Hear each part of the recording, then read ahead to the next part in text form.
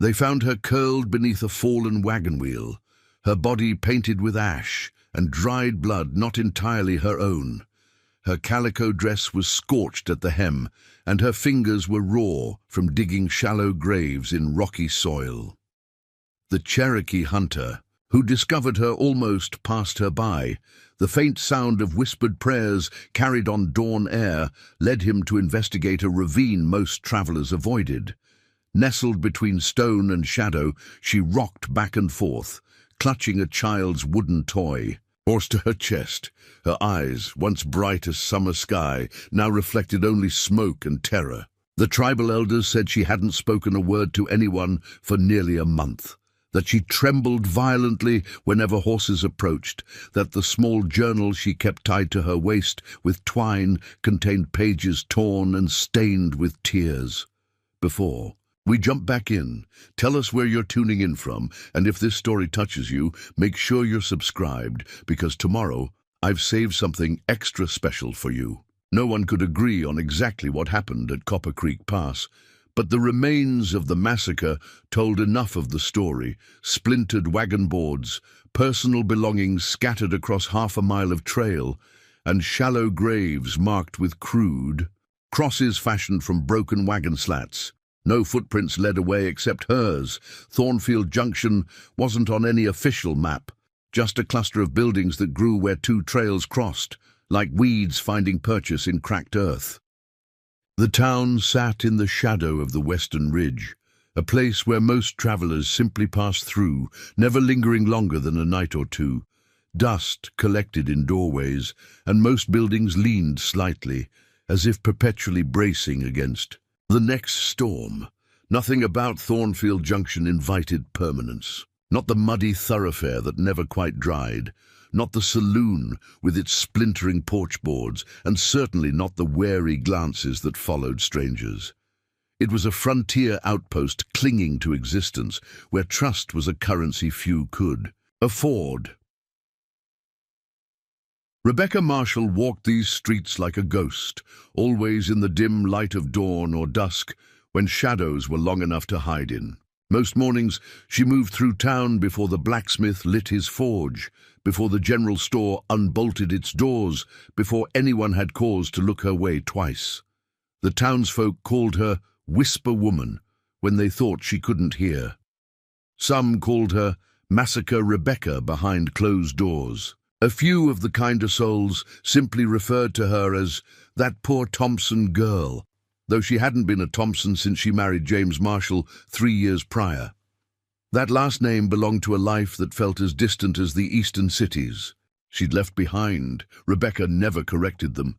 What did names matter anymore? Her cabin stood at the far edge of town, where the southern trail began its climb toward the ridge. No one called on her there. Not the traveling preacher, not the doctor, not even the women who brought food to the sick and bereaved. Her door stayed closed. A single lantern burned low in the window each night. Those who passed by might glimpse her silhouette, standing motionless at the window, watching the road like someone expecting visitors who would never arrive. The general store kept a small crate of supplies for her near the back door. She never entered the main shop, never lingered to exchange pleasantries. She'd leave coins wrapped in a scrap of paper, take what she needed, and vanish before anyone noticed. In her absence, rumors swelled to fill the void she left behind. Her husband was killed by raiders, some said. No, it was disease that took the whole wagon train, others insisted. I heard she went mad and doesn't remember what happened at all. The truth was, Rebecca had tried to speak once after the Cherokee hunter Thomas Wolfe Path brought her to their village.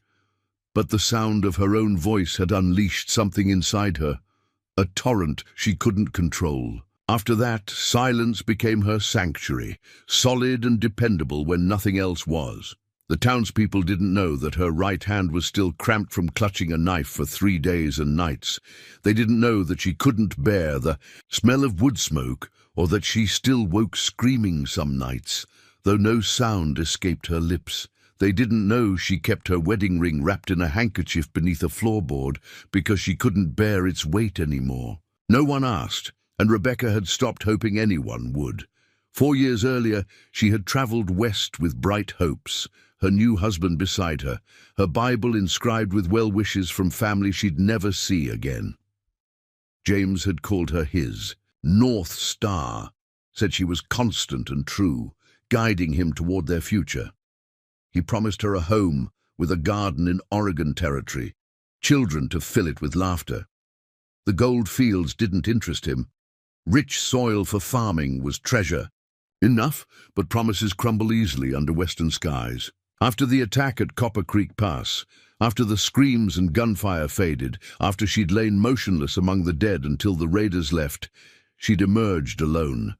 No husband to bury, no future to plan, just ashes and the cruel indifference of mountains that kept their secrets. She'd stayed in Thornfield Junction because she had nowhere else to go, because the land where everything ended became the only place that made sense. The townsfolk had made space for her existence, but never truly made her welcome. Rebecca sometimes paused outside the schoolhouse, listening to children recite their lessons through the open windows. Once, a little girl with braided hair spotted her and waved. Rebecca had managed a slight nod in return. The next day, the teacher closed the windows when she passed by. Only the wild things seemed to accept her presence without judgment. A red fox often lingered at the edge of her small garden. Hawks circled low over her cabin as if keeping watch. The silence they shared required no explanations, no painful memories examined in daylight. She earned her meager living with her hands, mending clothes, crafting simple furniture, preserving fruits and vegetables from her garden. Quiet work for a quiet existence. But her eyes, once described by James as summer sky blue, now carried the haunted look of someone who had seen too much and spoken too little. Some days the town seemed to forget she existed at all. Other days, a wayward glance or hushed conversation reminded her that she remained an outsider, a living reminder of wilderness dangers they all feared. She didn't defend herself from their whispers.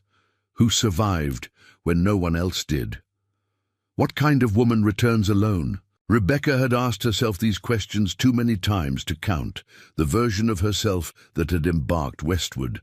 The woman who sang hymns around campfires, who'd written cheerful letters home, who'd planned names for children not yet conceived. That Rebecca had died at Copper Creek Pass alongside everyone else. What remained was something quieter, watchful, forever listening for sounds that haunted her dreams. Then, one morning in early autumn, she discovered footprints outside her cabin door. Not the heavy boots of townsmen, not her own familiar steps. These were different, purposeful, steady, almost entirely erased by the night's gentle rain, but unmistakably there, leading toward the woods that bordered her small property. Rebecca stood motionless, clutching her shawl around her shoulders, heart thundering against her ribs. She didn't follow the tracks, not yet. Instead, she turned and whispered to the empty cabin behind her, the first words she'd spoken aloud in nearly a year. Someone's coming. It was a Thursday when everything changed, though in Thornfield Junction, most days bled into one another without distinction.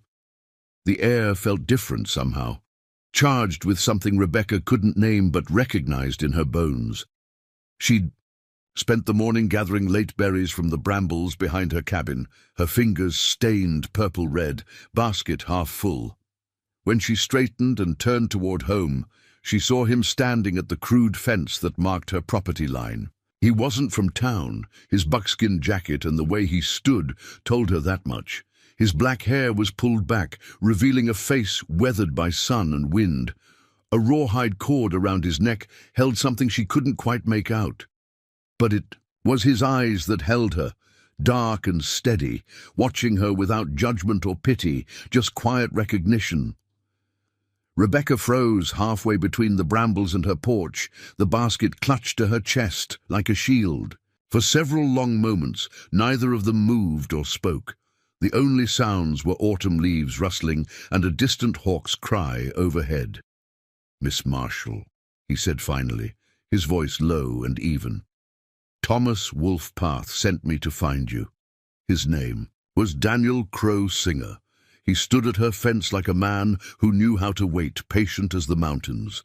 Rebecca hadn't moved, her berry basket still clutched to her chest, juice staining her fingers like old blood. "I mean no harm," he said, keeping his distance.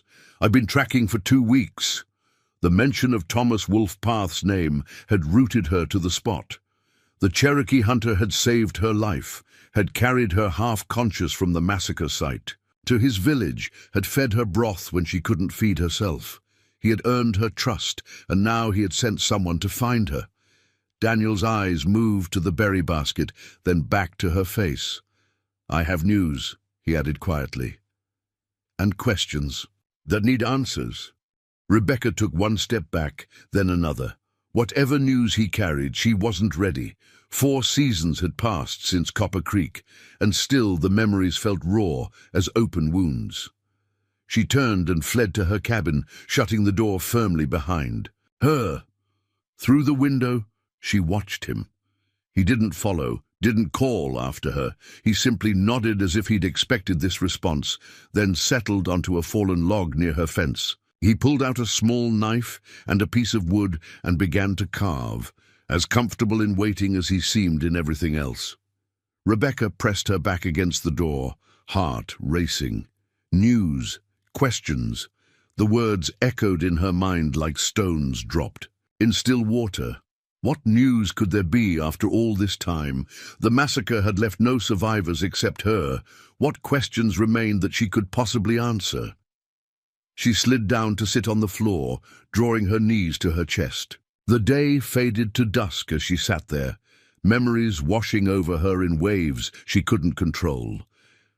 The town of Thornfield Junction had its own rhythm, separate from Rebecca's silent world.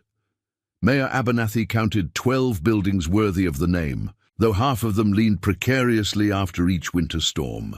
The Salt Creek Saloon marked the northern edge, its piano slightly out of tune, but played with enthusiasm every Saturday night. The general store stocked everything from nails to sugar to simple medicines, though anything fancier required a journey to Fort Collins, 3 days' ride to the east. The town had grown haphazardly where the eastern trail met the southern route. To Santa Fe, a watering hole for cattle and a natural spring had made it a logical stopping point, and over time buildings sprouted like determined weeds.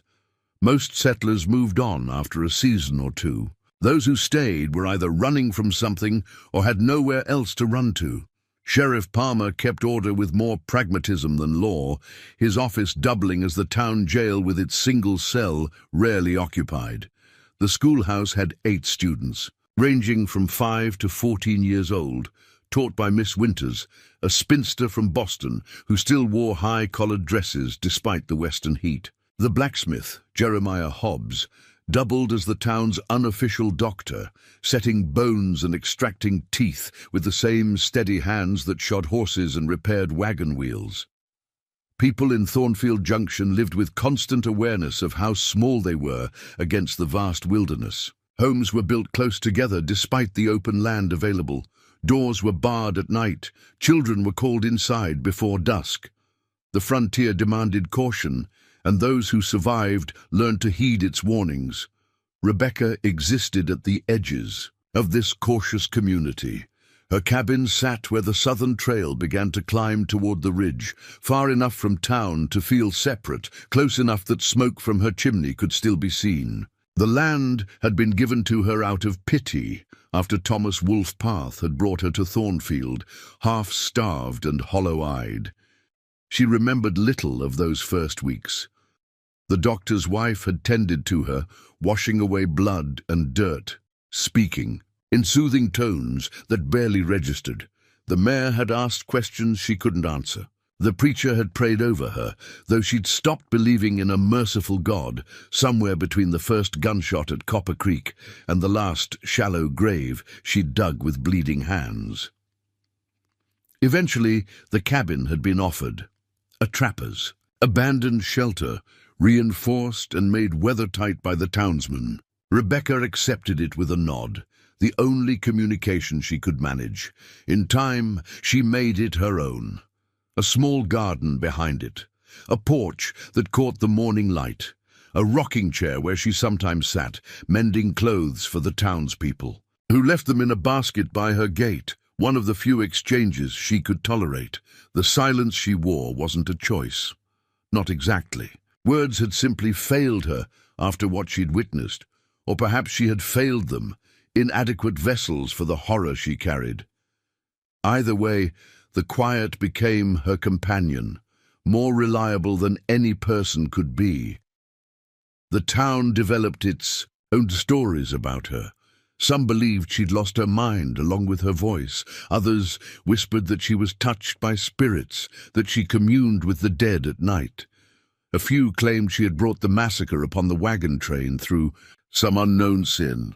Most simply felt uncomfortable in her presence, her silence a mirror reflecting their own fears of what the wilderness might take from them too. Rebecca was aware of the whispers. How could she not be? They trailed behind her on her rare ventures. Into town, hung in the air when she approached the general store. She didn't blame them. Fear needed somewhere to land, and she was an easy target, the strange, silent woman who had survived when no one should have. She kept to her routines, rising before dawn, tending her garden, preserving food, mending clothes, gathering herbs from the woods that bordered her property. Simple tasks that required no speech, that filled the hours with movement instead of memory. At night, she wrote in her journal, not words but drawings, the shapes of leaves, cloud patterns, anything that anchored her to the present moment. Rather than pulling her back to Copper Creek, preparing and narrating this story took us a lot of time. So if you are enjoying it, subscribe to our channel. It means a lot to us. Now back to the story. Only in sleep did her discipline falter. Dreams came vivid and merciless, gunfire, screams, the hollow eyes of the dead. She would wake gasping, sheets twisted around her limbs like restraints. On those nights, she would sit by the window until dawn, watching the road, clutching the wooden toy horse she had found in the dirt beside a child's body. 4 seasons had passed this way. Summer to fall, to winter to spring, and back to summer again. The townspeople had grown accustomed to her presence, if not comfortable with it. They left her alone, and she left them to their lives. It was an unspoken arrangement that served everyone well enough. Until today. Until Daniel Crow Singer arrived with news and questions, shattering the fragile peace she had constructed. As darkness fell, Rebecca lit a single candle and placed it in the window, her nightly ritual. She watched through the glass as Daniel looked up from his carving, his face illuminated briefly by the flame. Their eyes met across the distance. He nodded once, then returned to his work, showing no signs of leaving. She knew she should feel frightened by his presence. A stranger, connected to her past, camping at the edge of her property, yet fear wasn't what stirred in her chest as she watched him. It was something else, something she hadn't felt in so long she almost didn't recognize it. Curiosity. What news could be worth tracking her for 2 weeks? What questions could possibly matter after all this time? Rebecca slept fitfully that night, her dreams filled not with the usual horrors, but with Thomas Wolfpath's voice saying words she couldn't quite hear. When dawn broke, she rose and stepped onto her porch, unsurprised to find Daniel still there, a small fire burning low. Before him, his hands cradling a tin cup. He looked up as her door opened, his expression neither expectant nor demanding, simply present. Rebecca took a deep breath, then gestured toward her door, the first invitation she had extended to anyone in 4 seasons of solitude. Daniel Crow Singer stepped into Rebecca's cabin with the careful movements of a man accustomed to entering spaces where he might not be welcome. His eyes swept the small room, the neat bed in the corner, the table with its single chair, the fireplace with an iron pot hanging ready, the shelf of preserves along the back wall. Everything is orderly, minimal, practical. Nothing unnecessary, nothing frivolous. A survivor's home. Rebecca gestured to the chair, then busied herself at the hearth, stoking the embers from overnight and adding kindling. The familiar task gave her hands something to do while her mind raced. In 4 seasons, no one had crossed her threshold. Now this stranger sat at her table, his presence filling the cabin in a way that made it feel both smaller and less empty. Daniel set his knife and half-carved piece of wood on the table. The carving was taking the shape of a bird, a hawk perhaps, wings partially extended. He watched as she prepared tea, her movements efficient and precise. "Thomas Wolfpath sends his respects," he said finally, breaking the silence. He would have come himself, but his leg was injured in a hunting accident. Too difficult to make. The journey. Rebecca nodded. A bond formed in survival created obligations that outlasted words. She owed Thomas Wolfpath her life, and they both knew it. "I'm his sister's son," Daniel continued. "I was away when he found you, east at the mission school, came back last summer." He spoke simply, without embellishment, stating facts rather than making conversation. Rebecca appreciated the directness. She placed a steaming cup before him, then stood back, leaning against the wall rather than sitting. Even this small interaction felt overwhelming after so much solitude. Daniel took a sip, then looked up at her. 3 weeks ago, riders came through Cherokee territory. White men asking questions about a wagon train massacre from 4 seasons past. "Thomas sent me to warn you."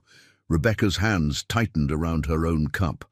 The world outside her quiet existence had suddenly reached in, unwelcome and intrusive. She'd thought Copper Creek was a closed chapter, a scar rather than an open wound. She'd been wrong. "They're heading this way," Daniel added, "following the same trail you did." Rebecca closed. Her eyes briefly, memories washing over her. The circle of wagons. The sound of horses approaching in the night. James loading his rifle, telling her to hide beneath the wagon. The first shots. The screams. She set her cup down with shaking hands and moved to a small trunk in the corner. From inside, she withdrew her journal. Pages worn from handling, binding frayed. She opened it to a blank page and picked up a pencil stub.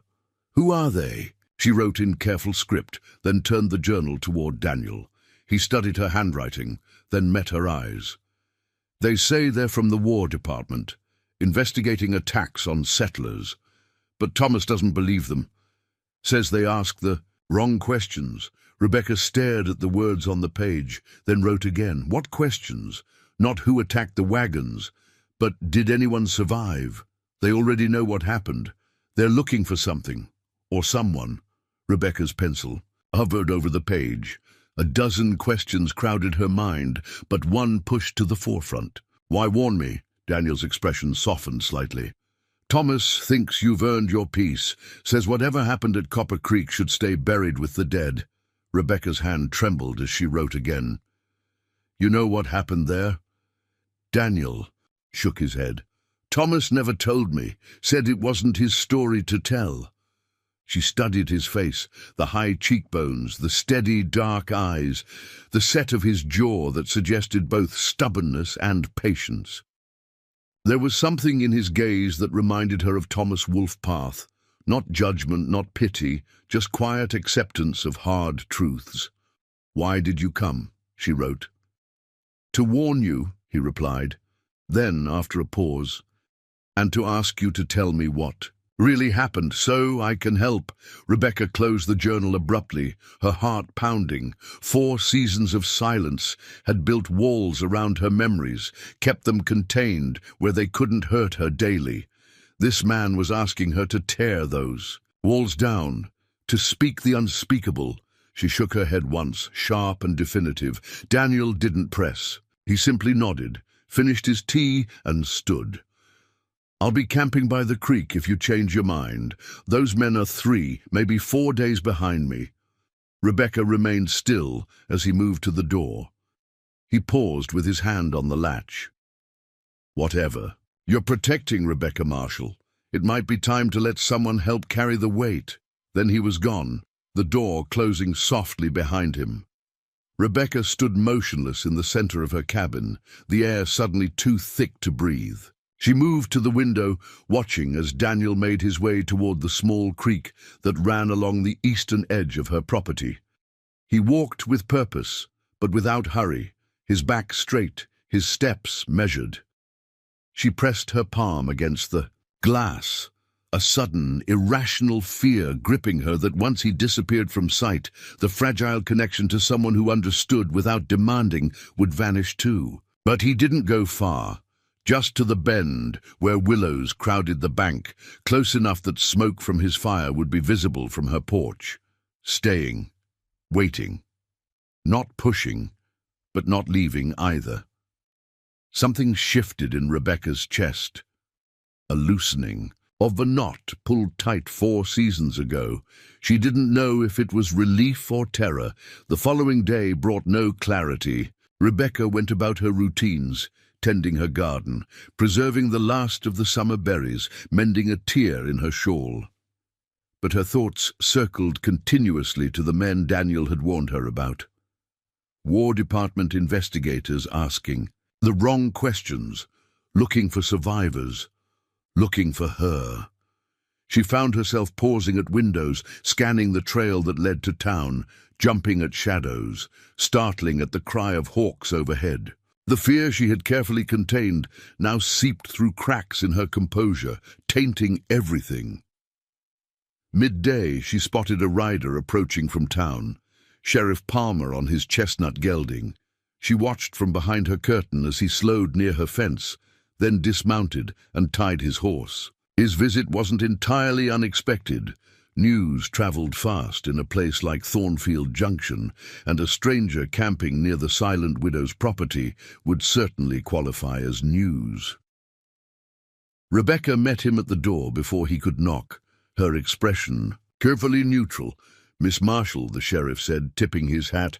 His weathered face gave little away, but the tension in his shoulders spoke volumes. "Thought I'd check on you. Miller's boy said there's a Cherokee camped down by your creek." Rebecca nodded once, confirming what he already knew. "Is he causing you trouble?" The sheriff's hand rested casually near his holstered pistol. Not a threat, but a reminder of his authority. Rebecca shook her head firmly. "You sure about that? Not like you have visitors?" His eyes narrowed slightly, skeptical. "Especially his kind." Rebecca's jaw tightened at the implication. She pointed toward town, then made a dismissive gesture. "Clear enough. This is my land, my business, not yours." Sheriff Palmer sighed. "Look, Miss Marshall, I respect your privacy. God knows you've earned it after whatever happened to your wagon train. But this town looks after its own.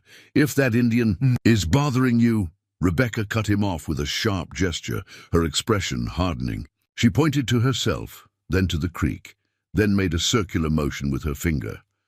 "My choice. He stays." End of discussion. The sheriff studied her face for a long moment, then nodded reluctantly. "Have it your way. But I'll be keeping an eye out. Town's got enough trouble without adding more." As he turned to leave, Rebecca impulsively caught his sleeve. When he looked back, surprised, she pantomimed writing. "You need something written down?" he asked. She nodded, then pointed down the trail that led from town, raised her eyebrows in question. "You asking if there's been other strangers?" The sheriff was accustomed to interpreting her gestures after 4 seasons of wordless exchanges. Rebecca nodded again, more urgently. "Matter of fact, got word from Fort Collins yesterday. 2 government men asking questions about old Indian attacks. Headed this way." He studied her face. "That means something to you." Rebecca schooled her expression into careful blankness, but her pulse quickened. 2 men, not 3 as Daniel had said. Had one split off? Were they closer than estimated? She shook her head slightly, then stepped back, signaling the conversation was over. The sheriff watched her a moment longer, clearly unsatisfied. "Well, they'll likely pass through in a day or two. I'll let you know if they ask about you." He touched his hat again, then turned and mounted his horse. Rebecca watched until he disappeared around the bend, then sagged against the doorframe. The world was closing in, her carefully constructed sanctuary crumbling at its edges. For the first time in 4 seasons, she truly regretted her silence. Words had power, to warn, to explain, to defend. Without them, she was vulnerable in ways she couldn't afford to be. She spent the afternoon in restless activity, cleaning her already immaculate cabin, organizing preserves that needed no organizing, anything to keep her hands busy and her mind from spiraling into panic. As dusk approached, she found herself drawn to the window that faced the creek more and more frequently. The sight of smoke rising from Daniel's camp provided an unexpected comfort. Not alone. Not this time. As darkness fell, Rebecca made a decision. She lit her lantern, wrapped her shawl around her shoulders, and stepped out into the cool evening air. The path to the creek was well worn from her daily trips to fetch water, easy enough to follow even in the fading light. Daniel was seated by his small fire, still working on his carving. He looked up as she approached, neither surprised nor expectant, simply present. He set aside his work and gestured to a fallen log across from him. Rebecca sat, clutching her journal to her chest like armor. For several minutes, they simply existed. In the shared space, the fire crackling between them, casting dancing shadows on the creek bank. No pressure, no demands. Just 2 people beneath the same vast sky. Finally, Rebecca opened her journal to a blank page and began to write, her pencil moving slowly at first, then with increasing urgency. When she finished, she handed the journal to Daniel, her hand trembling. "Slightly. The men from the War Department aren't investigating Indian attacks. They're covering them up. What happened at Copper Creek wasn't what everyone thinks." Daniel read the words carefully, then looked up at her. "Tell me," he said softly. Rebecca took the journal back and wrote again, filling page after page as the fire burned low and stars wheeled overhead. Daniel didn't interrupt, didn't question. He simply received her truth, one written word at a time, his expression growing more grave with each page turned. When she finally stopped writing, her hand cramped and her eyes burning with unshed tears, Daniel set the journal gently on the log beside her. "Now I understand why you don't speak," he said quietly. Rebecca looked into the embers, memory washing over her in waves. For 4 seasons, she had carried this burden alone. Now someone else knew. The false report of Indian attacks. The government. Scouts who had actually attacked the wagon train. The gold they had been transporting secretly for the War Department. The massacre that followed when the wagon master refused to surrender it. How she had survived by playing dead, covered in others' blood. How she had buried the evidence, including the strongbox, in a place no one would look. How she had walked away, the sole witness to a truth that powerful men wanted buried. "They won't stop looking," Daniel said finally. "Men like that never do." Rebecca nodded, exhaustion settling into her bones. She had known this day would come eventually. The past was never truly buried. It just waited beneath the surface, patient as stone. Daniel stared into the fire for a long moment, then looked up at her, decision clear in his eyes. "I'll help you fight them." Rebecca blinked, surprised by the offer. She had expected warning, perhaps advice to run. Not this, not partnership. "Thomas Wolfe Path taught me that some battles choose us," Daniel continued. "We don't get to walk away just because the odds are poor." He reached across the space between them, palm up, not grasping, not demanding, just offering. "You don't." Have to face this alone.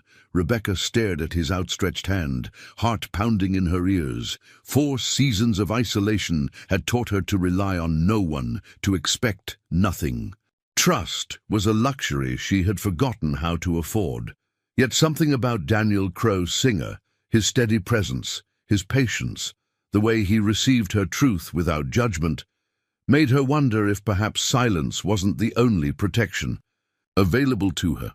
Slowly, hesitantly, she placed her hand in his, a connection as fragile as it was profound. Neither of them smiled, neither needed to. Some understandings ran deeper than expressions could convey. Some alliances formed in firelight were stronger than those forged in daylight or by words spoken aloud. The town of Thornfield Junction slept unaware as 2 outcasts made their pact beside a creek. The wind carried their agreement into the night, and somewhere in the darkness an owl called, a witness to the moment when Rebecca Marshall decided that perhaps survival alone wasn't enough anymore. Word traveled quickly in Thornfield Junction. By noon the following day, whispers of Rebecca Marshall's midnight meeting with the Cherokee stranger had reached the general store, the blacksmith's forge, and Mayor Abernathy's office. The town that had largely ignored her existence now watched. Her with renewed interest, their curiosity tinged with suspicion. Rebecca felt their stares as she made her way to the general store, basket in hand. For the first time in 4 seasons, she entered through the front door rather than collecting her supplies from the back. Mrs. Whitaker, the storekeeper's wife, nearly dropped the bolt of fabric she was measuring when Rebecca approached the counter. "Miss Marshall," she stammered, smoothing her apron nervously. "What a surprise." Rebecca placed a list on the counter, written in the same careful script she had used in her journal with Daniel. A request for more supplies than usual. Coffee, sugar, flour, salt, ammunition for a rifle she had never before acknowledged owning. Mrs. Whitaker's eyes widened slightly as she read. "Planning for winter early this year?" she asked, a forced lightness in her tone. Rebecca met her gaze steadily, then gave a single nod. Let the woman think about what she wanted. The truth would only endanger her. As Mrs. Whitaker gathered the items, other customers found reasons to linger. Widow Jenkins suddenly needed to examine every spool of thread in the store. Farmer Ellis developed a profound interest in tobacco prices. Young Billy Preston knocked over a display of canned goods, his eyes fixed on Rebecca the entire time. The silence that had once been her protection now felt like exposure. Every gesture scrutinized, every movement interpreted. Rebecca kept her expression neutral, her posture rigid. Only the slight tremor in her hands betrayed her discomfort. When Mrs. Whitaker finally totaled her purchases, Rebecca paid with 2 gold coins, pieces she had kept hidden beneath a floorboard for emergencies. The sight of gold raised eyebrows. Throughout the store, a widow who mended clothes for pennies shouldn't have gold eagles to spare. "Would you like these delivered to your cabin?" Mrs. Whitaker asked, clearly hoping to send her husband to investigate the sudden change in Rebecca's circumstances. Rebecca shook her head firmly, gathered her purchases into her basket, and turned to leave. As she reached the door, it swung open, revealing Sheriff Palmer. His eyes narrowed at the sight of her. "Miss Marshall," he said, touching his hat brim, "just the person I was looking for." Rebecca tensed, clutching her basket tighter. "Mind stepping over to my office for a moment? Got some questions that might interest you." It wasn't truly a request. The entire store had fallen silent, watching the exchange with undisguised curiosity. Rebecca had no choice but to nod and follow him outside. The sheriff's office was a small building next to the saloon, practical and sparse. A desk, 3 chairs, a gun rack, and a single cell with iron bars at the back. Maps of the territory covered one wall, wanted posters another. Sheriff Palmer gestured to a chair as he settled behind his desk. "Those government men I mentioned," he began without preamble, "they're in Fort Collins now, Sent a telegram ahead. He withdrew yellow paper from his desk drawer, asking specifically about survivors from the Copper Creek Massacre. Rebecca's heart stuttered in her chest, but she kept her expression carefully blank. "Now, I know you don't talk about what happened out there," the sheriff continued, studying her face. "Towns respected that, but these fellas seem mighty determined to find someone who walked away from that attack." He leaned forward. "Someone who might have information about what really happened." Rebecca remained still, giving nothing away. Inside, her mind raced. The men were closer than Daniel had estimated, already in Fort Collins, perhaps only a day's ride away. "Thing is," Sheriff Palmer said, his voice lowering, "they're not just asking about survivors, they're asking about missing property, government property." His eyes fixed on her basket where the gold coins had disappeared beneath her purchases. "Valuable property?" Rebecca met his gaze, her own unflinching. 4 seasons of silence had taught her patience, had shown her how to wait out uncomfortable moments. She gave no response, offered no explanation. The sheriff sighed, leaning back. "Look, Miss Marshall, I've kept this town safe for 8 years now. Don't much care what happened before folks got here, long as they keep the peace while they're here." He gestured vaguely toward the window. "That includes your Cherokee friend down by the creek." Still, Rebecca said nothing. But when come asking questions, carrying badges and looking like they mean business, Sheriff Palmer shook his head. "That's trouble no town needs, especially not one scraping by like Thornfield." He placed both hands flat on the desk, his expression hardening slightly. "So I'm asking you straight, those men are going to bring trouble to my town?" Rebecca considered her options carefully. The sheriff wasn't her enemy, not yet. But he wasn't her ally either. His priority was Thornfield Junction, not a widow with secrets. If answering meant protecting the town at her expense, she had no doubt which choice he would make. She reached for a pencil and paper on his desk, wrote 3 words, then slid the paper toward him. "They bring trouble."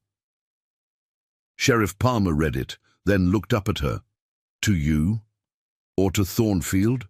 Rebecca took the paper back and added one more word. "Everywhere." The sheriff studied the paper for a long moment, then folded it carefully and tucked it into his vest pocket.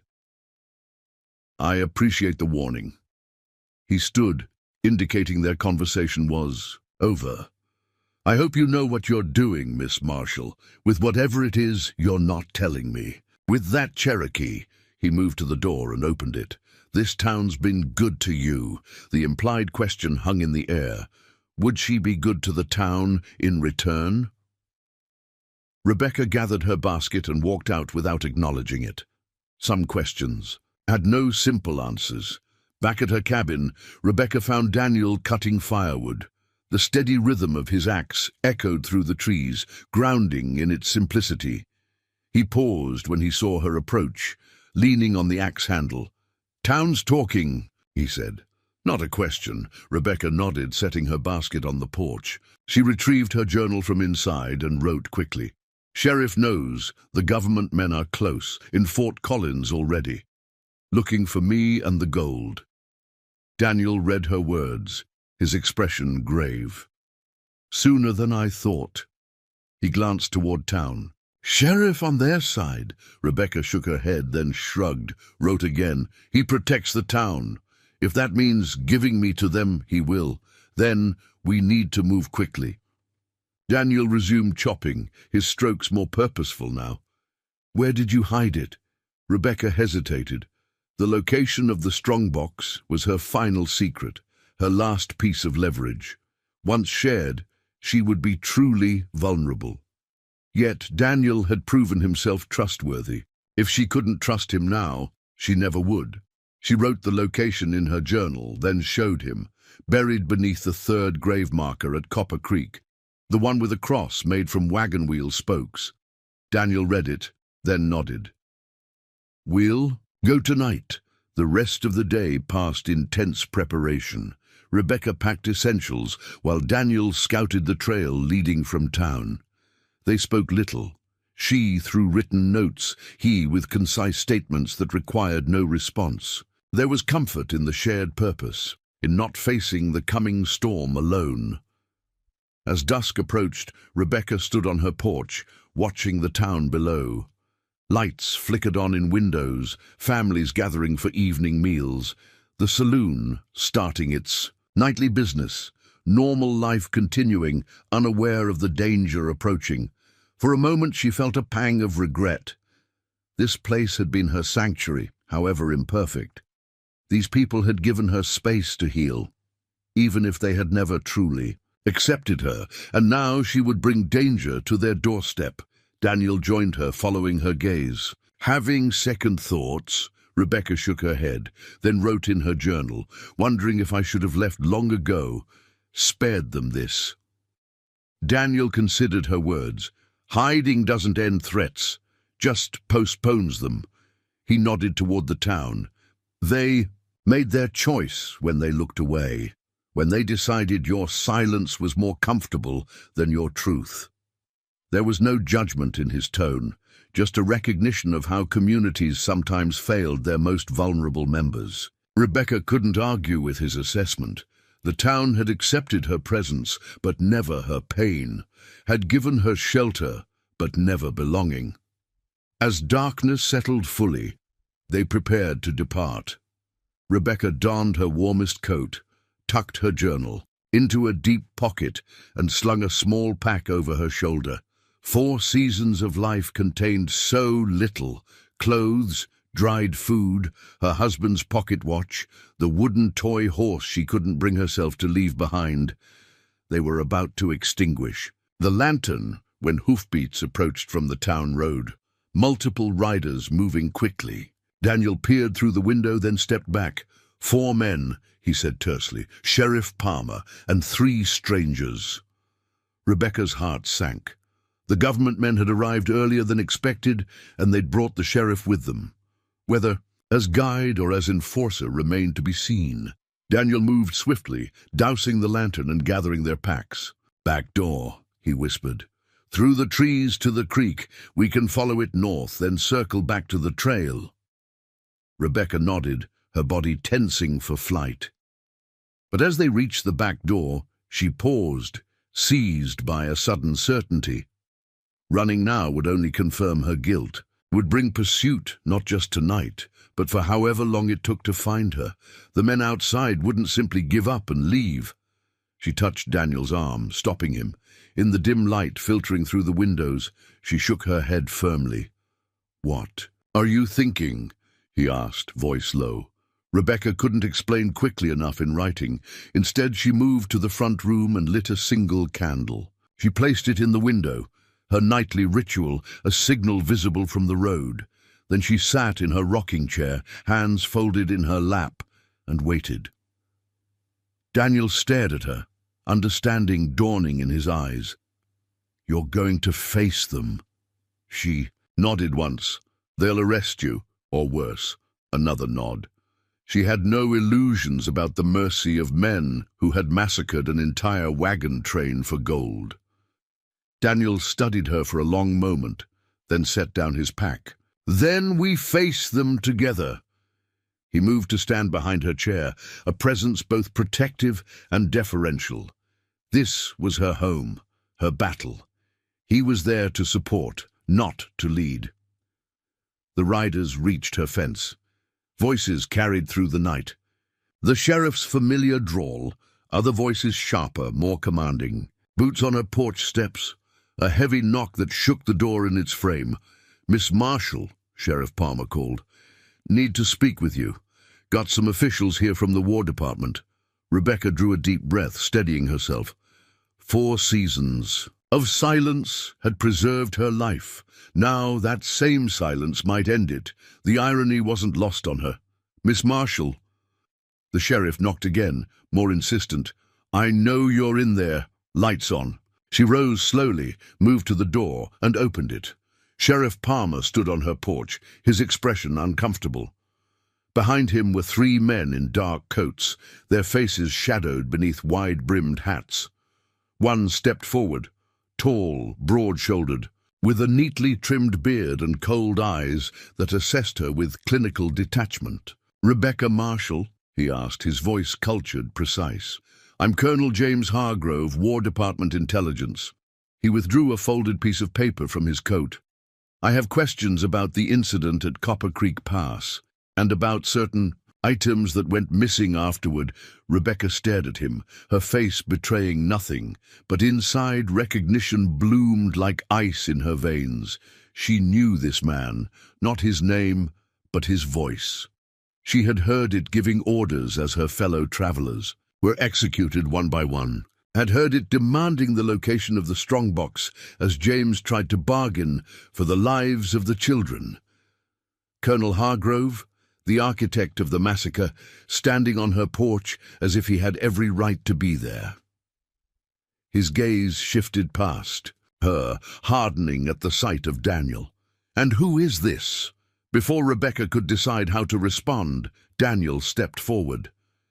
Daniel Crow Singer, Cherokee Nation. He stood tall, unintimidated. "I'm Miss Marshall's interpreter." Colonel Hargrove's eyebrows rose. "Interpreter?" "Miss Marshall doesn't speak," Sheriff Palmer explained. "Not since, well, not for 4 seasons now." "How convenient," one of the other men muttered. The colonel studied Rebecca with renewed interest. "Well, Miss Marshall, speaking or not, I need you to accompany us to Fort Collins. There are formal questions that need answering about what you witnessed." His tone made it clear this wasn't a request. Rebecca remained motionless, her gaze steady on his face. She wondered if he recognized her, the woman who had lain beneath a wagon covered in her husband's blood, watching as he ordered the deaths of 28 innocent people. Probably not. To men like him, victims were interchangeable, forgettable. She's going, I'm going with her," Daniel said firmly. Colonel Hargrove's mouth tightened. "This is official War Department business. Civilians are not—" "She doesn't speak," Daniel interrupted. "You'll need someone to interpret her writing. Unless you read Cherokee." It was a bluff, Rebecca wrote in English, but delivered with such confidence that it gave the colonel pause. He glanced at Sheriff Palmer, who shrugged uncomfortably. "Fine," Colonel Hargrove snapped. "Both of you, then. We leave at first. Light." He fixed Rebecca with a cold stare. "I suggest you pack only what's necessary, Miss Marshall, and I'll have one of my men stationed outside your cabin tonight. For your protection, of course." The threat was thinly veiled. They weren't letting her out of their sight, not when they were so close to what they sought. Rebecca gave a single nod of acknowledgement. Inside, her mind raced. First light was hours away. Time to plan, to prepare. Colonel Hargrove clearly wanted to maintain appearances, official questions, formal procedures. That gave her a small advantage. Whatever he planned to do with her, he wouldn't do it in Thornfield Junction with witnesses present. The men departed, leaving one soldier posted at her gate. Sheriff Palmer lingered a moment, discomfort evident in his posture. "Miss Marshall," he said quietly, "I don't know what's going on here, but these men—" He glanced toward the retreating colonel. "They're not just asking questions, they're hunting something." His eyes met hers. "Or someone. You understand what I'm saying?" Rebecca understood perfectly. The sheriff was warning her, the only way he could without directly contradicting his official duties. She nodded once in acknowledgement. "Be careful," he added, then turned and followed the others. Inside the cabin, Rebecca sagged against the door, the weight of confronting her past suddenly overwhelming. Daniel moved to the window, watching the guard take up his position. "You recognize the colonel," he said. "Not a question." Rebecca nodded, then retrieved her journal and wrote rapidly. "He led the attack, ordered everyone killed. He doesn't know I saw his face." Daniel read her words, his expression grim. Then we definitely can't go with them tomorrow. Rebecca shook her head and wrote again. We won't. We leave tonight. Daniel nodded, already moving to collect their essentials. We'll need to get past the guard, he said quietly. Rebecca went to the small trunk in the corner and withdrew a bottle wrapped in cloth. Laudanum the doctor had given her years ago for the pain in her leg. She'd never used it, preferring clarity over comfort. Now she was grateful for that choice. We can drug his coffee, she wrote. I'll bring him a cup with this mixed in. Act like a nervous woman seeking protection. Daniel considered the plan, then nodded. It might work, but we need a distraction too. Something to draw his attention while you approach. Rebecca thought for a moment, then wrote again. Light a small fire in the woodshed. Nothing dangerous, just enough smoke to concern him. Good, Daniel agreed. Once he's unconscious, we take his horse. Move faster that way. The plan was simple enough, perhaps too simple, but they had little time and fewer options. The colonel and his men would be watching for any attempt to flee come morning. Now, with just one guard posted, might be their only chance. As Daniel slipped out the back door to prepare the distraction, Rebecca measured a generous dose of laudanum into a cup of coffee, then added honey to mask the bitter taste. Her hands shook slightly, but her resolve was firm. 4 seasons of silent endurance had taught her patience, but it had also honed her will to survive. She watched through the window as Daniel circled wide around the property, staying in the shadows until he reached the woodshed. The guard paced near the front gate, rifle cradled in his arms, occasionally glancing toward the cabin. Young, perhaps 25, his posture betraying exhaustion after a long ride. A thin tendril of smoke began to rise from behind the woodshed. Daniel had timed it perfectly. Enough to be noticeable, not enough to suggest immediate danger. Rebecca pulled her shawl tightly around her shoulders, picked up the drugged coffee, and opened the front door. The guard turned at the sound, rifle lifting instinctively before he recognized her. Rebecca adopted a fearful expression, pointing toward the smoke now visible in the moonlight. The guard squinted, then cursed under his breath. "Stay inside, ma'am," he instructed, taking a step toward the woodshed. Rebecca shook her head frantically, then held out the coffee with trembling hands. A peace offering, a frightened woman seeking reassurance. The guard hesitated, torn between investigating the smoke and maintaining his post. Rebecca gestured again with the cup, then pointed to the fire, her expression pleading. A simple message. Please check, but first, something to warm you. Perhaps it was her apparent fear that convinced him, or simply the temptation of hot coffee on a cool night. The guard approached cautiously, rifle still ready, and accepted the cup with a brief nod of thanks. "Stay on the porch, ma'am," he said, taking a deep swallow of coffee. "I'll just check out that smoke." Rebecca nodded obediently, clasping her, hands before her like a penitent. The guard drank again, then started toward the woodshed, moving with growing sluggishness. He made it halfway across the yard before stumbling, catching himself against the well. The cup dropped from his fingers as he reached for his rifle, but it was too late. His legs folded beneath him, and he slumped to the ground. Daniel emerged from the shadows, quickly checking that the man was breathing. "He'll sleep till morning," he whispered. "Let's move." They worked efficiently, Daniel saddling the guard's horse, while Rebecca gathered their packs. Within minutes, they were ready. Rebecca paused at her door, looking back at the cabin that had been her refuge and her prison for 4 seasons. So little to show for years of existence, so little to leave behind. Daniel mounted first, then pulled Rebecca up behind him. The horse snorted softly, adjusting to the double burden. "Hold tight," Daniel murmured, and then they were moving, not toward town, but north along the creek bed, where the softer ground would muffle hoofbeats. As they passed beyond the boundary of her property, Rebecca felt a curious lightness. For 4 seasons, she had barely ventured beyond these few acres, had made her world as small as her voice. Now, the night opened around her, vast and full of possibilities. and dangers. They rode in silence for nearly an hour, following the winding creek until it met the main trail. There Daniel turned east rather than west toward Copper Creek. Rebecca tapped his shoulder questioningly. "They'll expect us to go straight for the gold," he explained quietly. "We need to circle wide, approach from the direction they won't be watching." Rebecca nodded against his back. The colonel and his men weren't fools. They'd have someone already at Copper Creek waiting for her to return for the strongbox.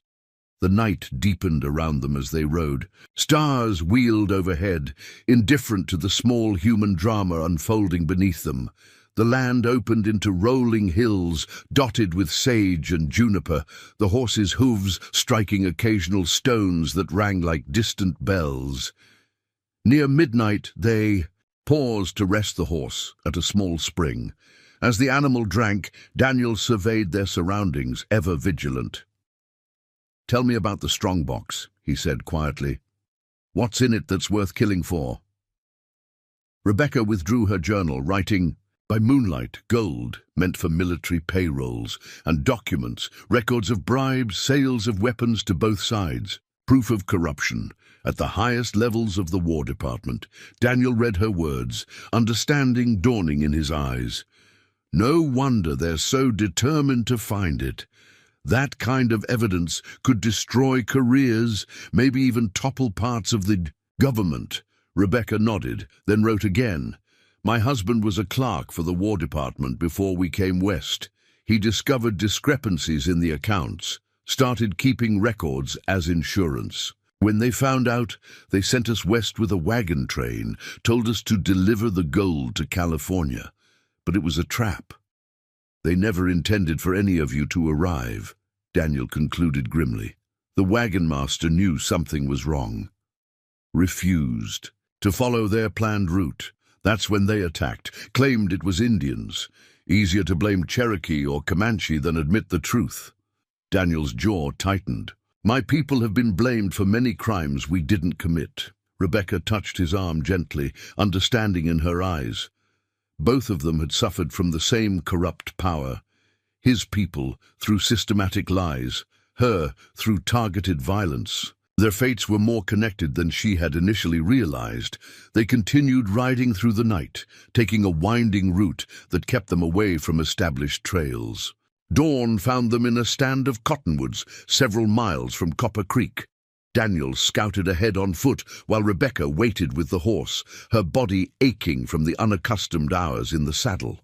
When he returned, his expression was grim. "Two riders at the creek, watching the graves." Rebecca wasn't surprised. Colonel Hargrove had played this game too long to leave such an obvious location unguarded. She pulled out her journal. "We need to create another distraction, draw them away long enough to retrieve the strongbox." Daniel considered this. "If they see either of us, they'll know the sheriff failed to hold us. The alarm will spread quickly." Rebecca thought for a moment, then wrote again. "What if they think we're still hiding in Thornfield? We could send the horse back toward town, make them think we're fleeing in that direction." "It might work," Daniel agreed. "But we'd be on foot afterward, carrying a heavy strongbox. We wouldn't get far before they caught up." Rebecca stared at the rising sun, weighing their options. Running wasn't a sustainable strategy, not against men with resources and authority. Eventually, they would be caught, unless they could change the terms of engagement. She wrote again, determination in every stroke of her pencil. "We don't run with the gold. We use it. The documents are the real power." Daniel read her words, intrigued. "What are you suggesting? We need to get word to someone who can use this evidence, someone with enough influence to protect us and expose the truth. Do you know someone like that?" Rebecca nodded slowly, then wrote a name that made Daniel's eyebrows rise in surprise. "Senator Montgomery Gardner, my father's oldest friend. In Denver now, according to newspaper accounts." "Denver's a 5-day ride from here," Daniel pointed out. "We don't need to reach Denver, just get word to him about what we have and where to find us." Daniel considered the plan. The telegraph office in Fort Collins. Rebecca shook her head firmly. Too risky. The colonel will be watching. Then what? Rebecca's eyes gleamed with newfound purpose as she wrote. There's a newspaper in Silverdale, 2 days' ride south. The editor fought for the Union, speaks out against corruption. If we can get the story to him, get him to print even part of it, and wire it to other papers. Daniel nodded slowly, understanding. Create a situation too public for the colonel to control. Exactly. Once the story is out, the gold and documents become our protection, not our burden. It was a dangerous gamble. If they failed, there would be no second chance. But Rebecca was tired of hiding, tired of silence, tired of letting fear dictate her choices. For 4 seasons, she had survived. Now it was time to live. As the sun climbed higher, they refined their plan. The horse, laden with Rebecca's shawl and a few personal items, would be sent back toward Thornfield Junction, creating a false trail. Meanwhile, they would circle to Copper Creek on foot, approach from the ridge above rather than along the trail, and wait for the right moment to retrieve the strongbox. Then, traveling only at night and avoiding all roads, they would make their way south to Silverdale and the newspaper office. A desperate plan, but desperation had kept Rebecca alive once before. Perhaps it would again. As they prepared to set the plan in motion, Daniel placed a hand on Rebecca's shoulder. "You know what this means," he said quietly.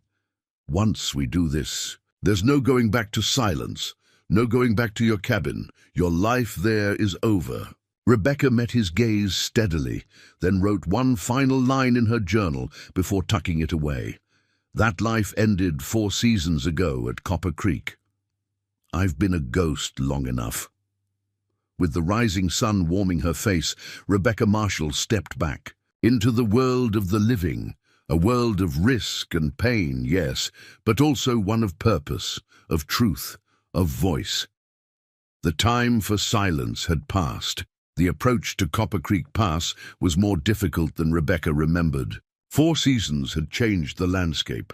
Spring floods had carved new channels in the creek bed, winter winds had toppled trees across the old wagon trail, and nature had begun the slow process of reclaiming the site of so much human suffering. They moved carefully, staying high on the ridge where trees provided cover. Daniel led the way, his steps silent on the pine-needled ground, pausing often to survey their surroundings. Rebecca followed close behind, her limp more pronounced after hours of walking, but her determination unwavering. By midday, they reached a vantage point overlooking the small valley where the massacre had occurred. Rebecca's breath caught in her throat at the sight. The burned wagons were gone, either salvaged by passing travelers or washed away in floods.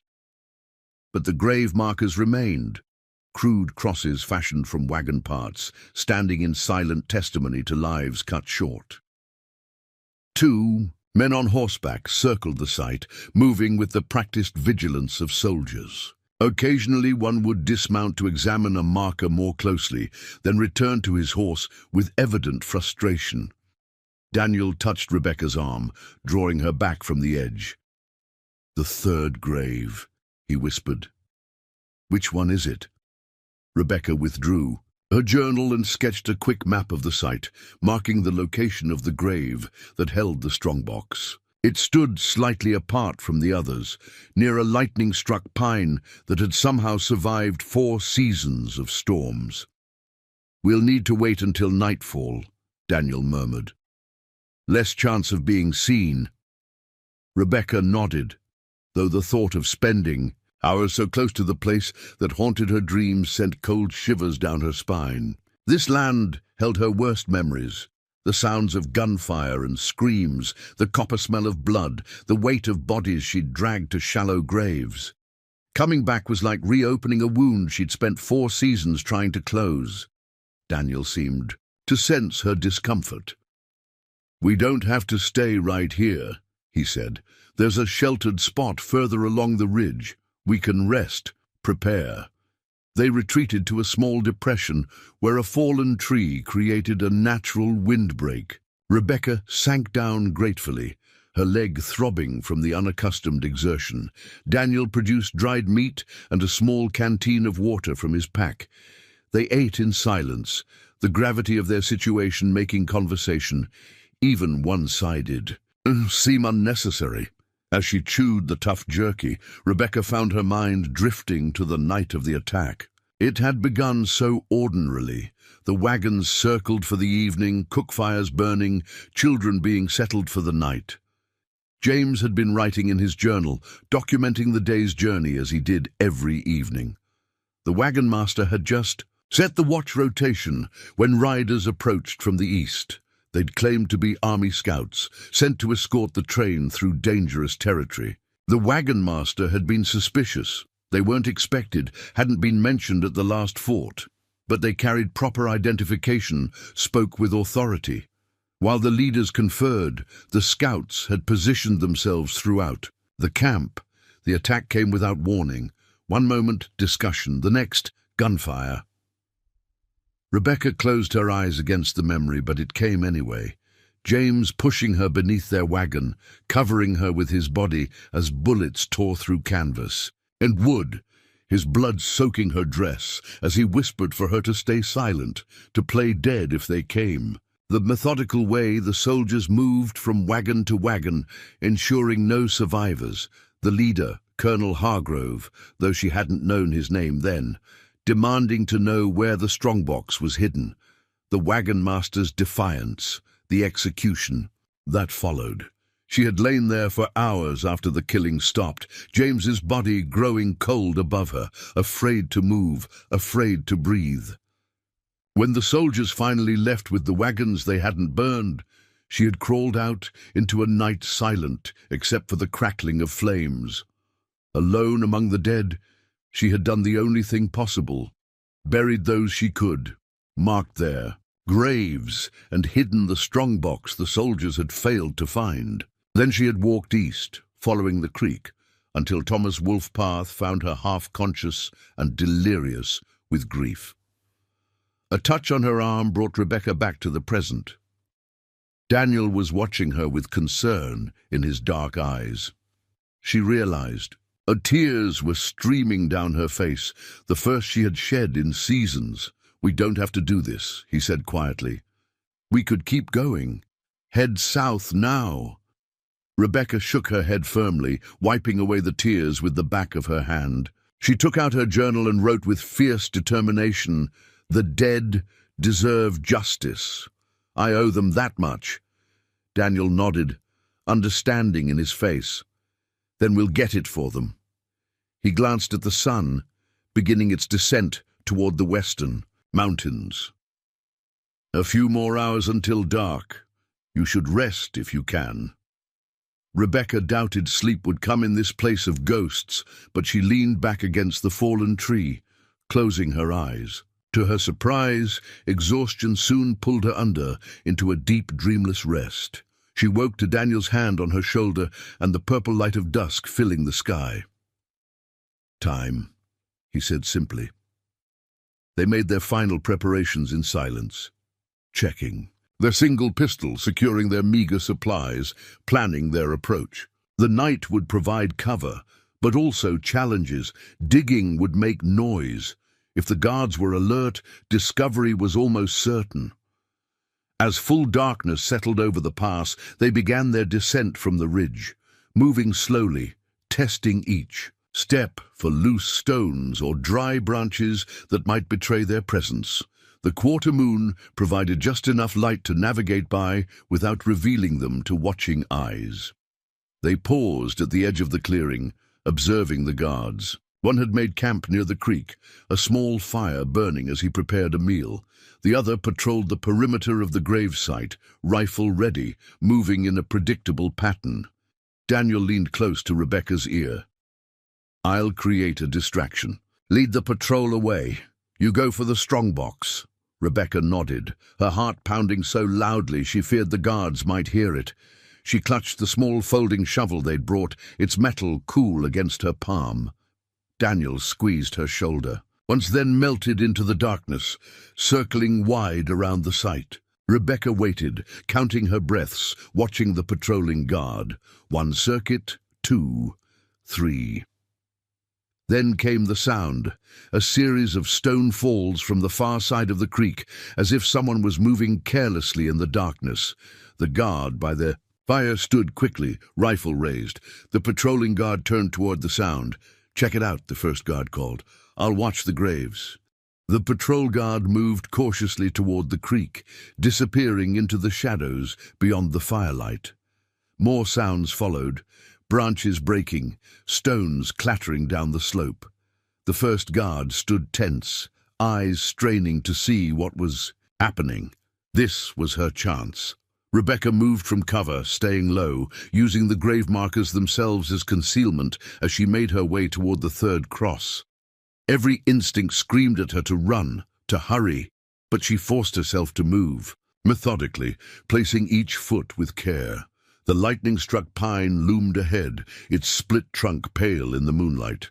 Beside it stood the cross she sought, fashioned from wagon wheel spokes bound with rawhide. Rebecca knelt before it, the position both practical and reverential. These might not be real graves in the traditional sense, but they were sacred. Nonetheless, she began to dig, the folding shovel cutting through earth softened by recent rains. The sound seemed deafening to her ears, but the continuing commotion across the creek, Daniel leading the guard on a frustrating chase, covered her movements. 6 inches down, the shovel struck something solid. Rebecca dug around the edges, fingers joining the work, scraping away dirt until she could feel the outline of the strongbox. Small but heavy, roughly the size of a Bible. She worked it free from the earth, her hands trembling with effort and emotion, for something that had cost so many lives it seemed unremarkable, a simple iron box with a heavy lock. Yet within it lay the proof of corruption and murder that could bring down powerful men, that could give the dead of Copper Creek the justice they deserved. Rebecca tucked the box into her pack, then quickly refilled the hole, smoothing the surface. As best she could in the dim light, she replaced the cross, ensuring it stood as before, then began her careful retreat, staying low among the markers. 20 feet from the tree line, disaster struck. Her bad leg, strained from hours of walking and kneeling, buckled beneath her. She fell forward, catching herself with her hands, but not before her pack hit the ground with a dull thud. The guard by the fire turned sharply. "Who's there?" Rebecca froze, heart hammering in her chest. The guard raised his rifle, peering into the darkness. "Thompson, that you?" When no answer came, he reached for a burning branch from the fire, lifting it high to cast light into the shadows. "I said, who's there? Answer or I shoot." Rebecca knew she couldn't move fast enough to reach the trees before being seen. Instead, she pressed herself flat against the ground, hoping the grave markers and tall grass would conceal her.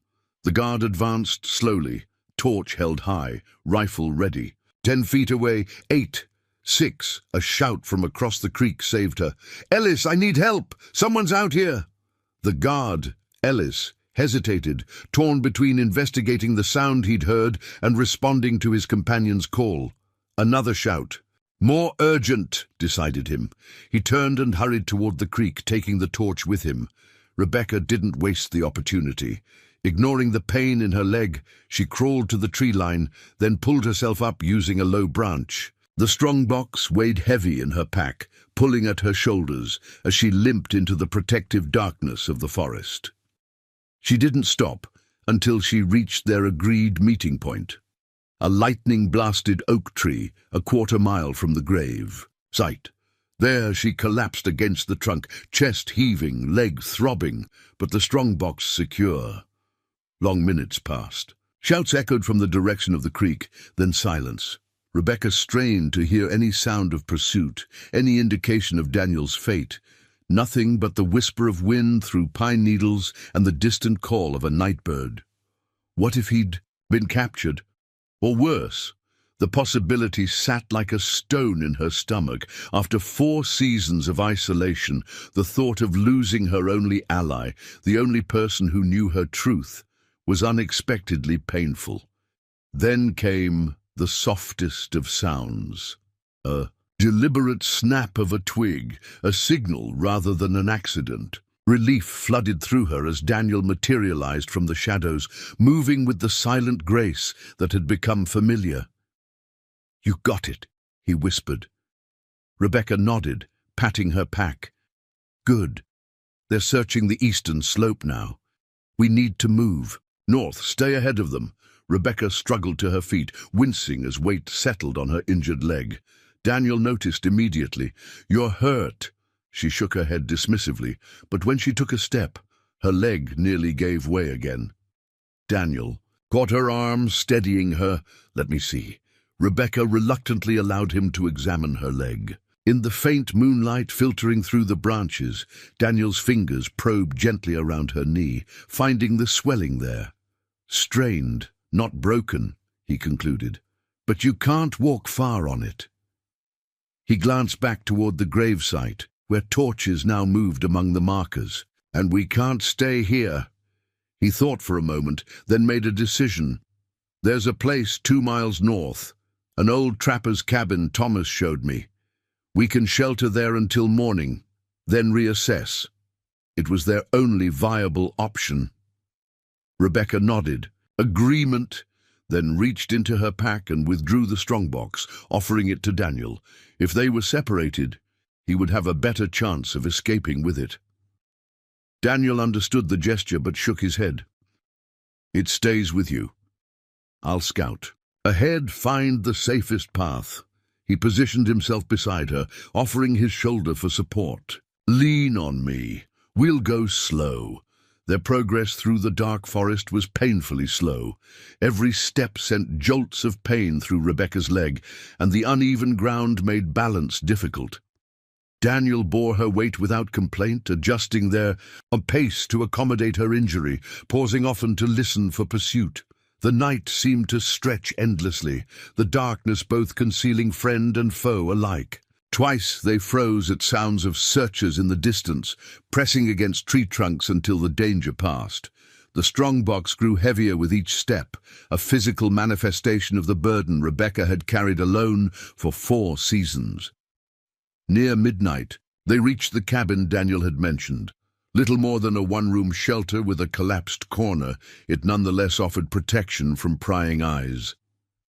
Daniel helped Rebecca inside, settling her on a rough-hewn bench before checking the perimeter. "No one's been here in seasons," he reported upon returning.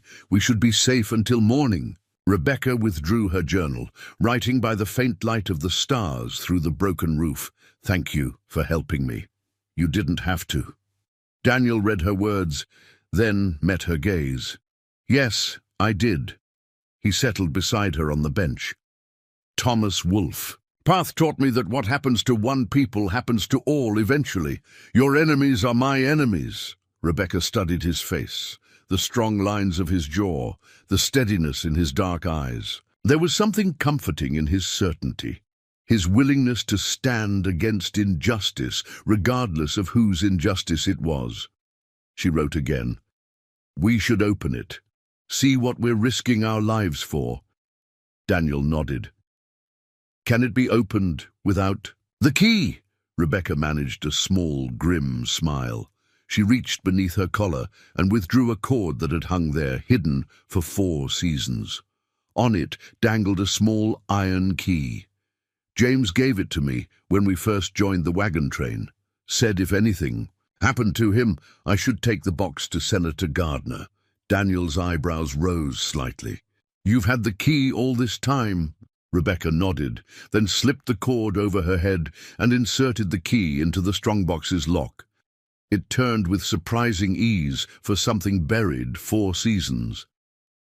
The lid creaked open, revealing contents packed tightly within. On top lay a leather portfolio filled with documents, letters bearing War Department seals, ledgers with columns of numbers and names, maps with routes marked in red ink. Beneath these was a canvas bag, heavy with the unmistakable weight of gold coins. Daniel examined some of the documents, his expression growing darker with each page. Names, dates, amounts, he murmured. Weapons sold to both Union and Confederate. Courses during the war. Supplies diverted, funds embezzled. He looked up at Rebecca. This is enough to hang men. Rebecca nodded grimly. She had never read the documents herself.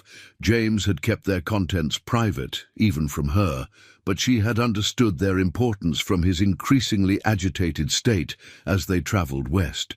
She pointed to a particular letter bearing an ornate signature, then wrote in her journal, "That's Secretary Wilson's signature, authorizing payment to war profiteers." Daniel let out a low whistle. No wonder they're willing to kill for this. It implicates people at the highest levels. They carefully repacked the box, securing its contents. The existence of these documents changed everything. This wasn't just about Rebecca's survival anymore, or even justice for the wagon train victims. This was about corruption that had cost countless lives during the war and continued to poison the country's healing. "We need to get this to someone who can use it," Rebecca wrote. "Someone who can't be bought or threatened." "Your Senator Gardner?" Rebecca considered this, then wrote more. "And the newspaper editor in Silverdale. The more people who know, the safer the information, and us, will be." Daniel nodded. "Smart." He glanced at her swollen knee. "But we have a more immediate problem. You can't travel far on that leg, and those men will widen their search. Come morning." Rebecca frowned, thinking. 2 miles back to Copper Creek, where the colonel's men searched. Perhaps 10 miles to the nearest settlement, which would offer little protection.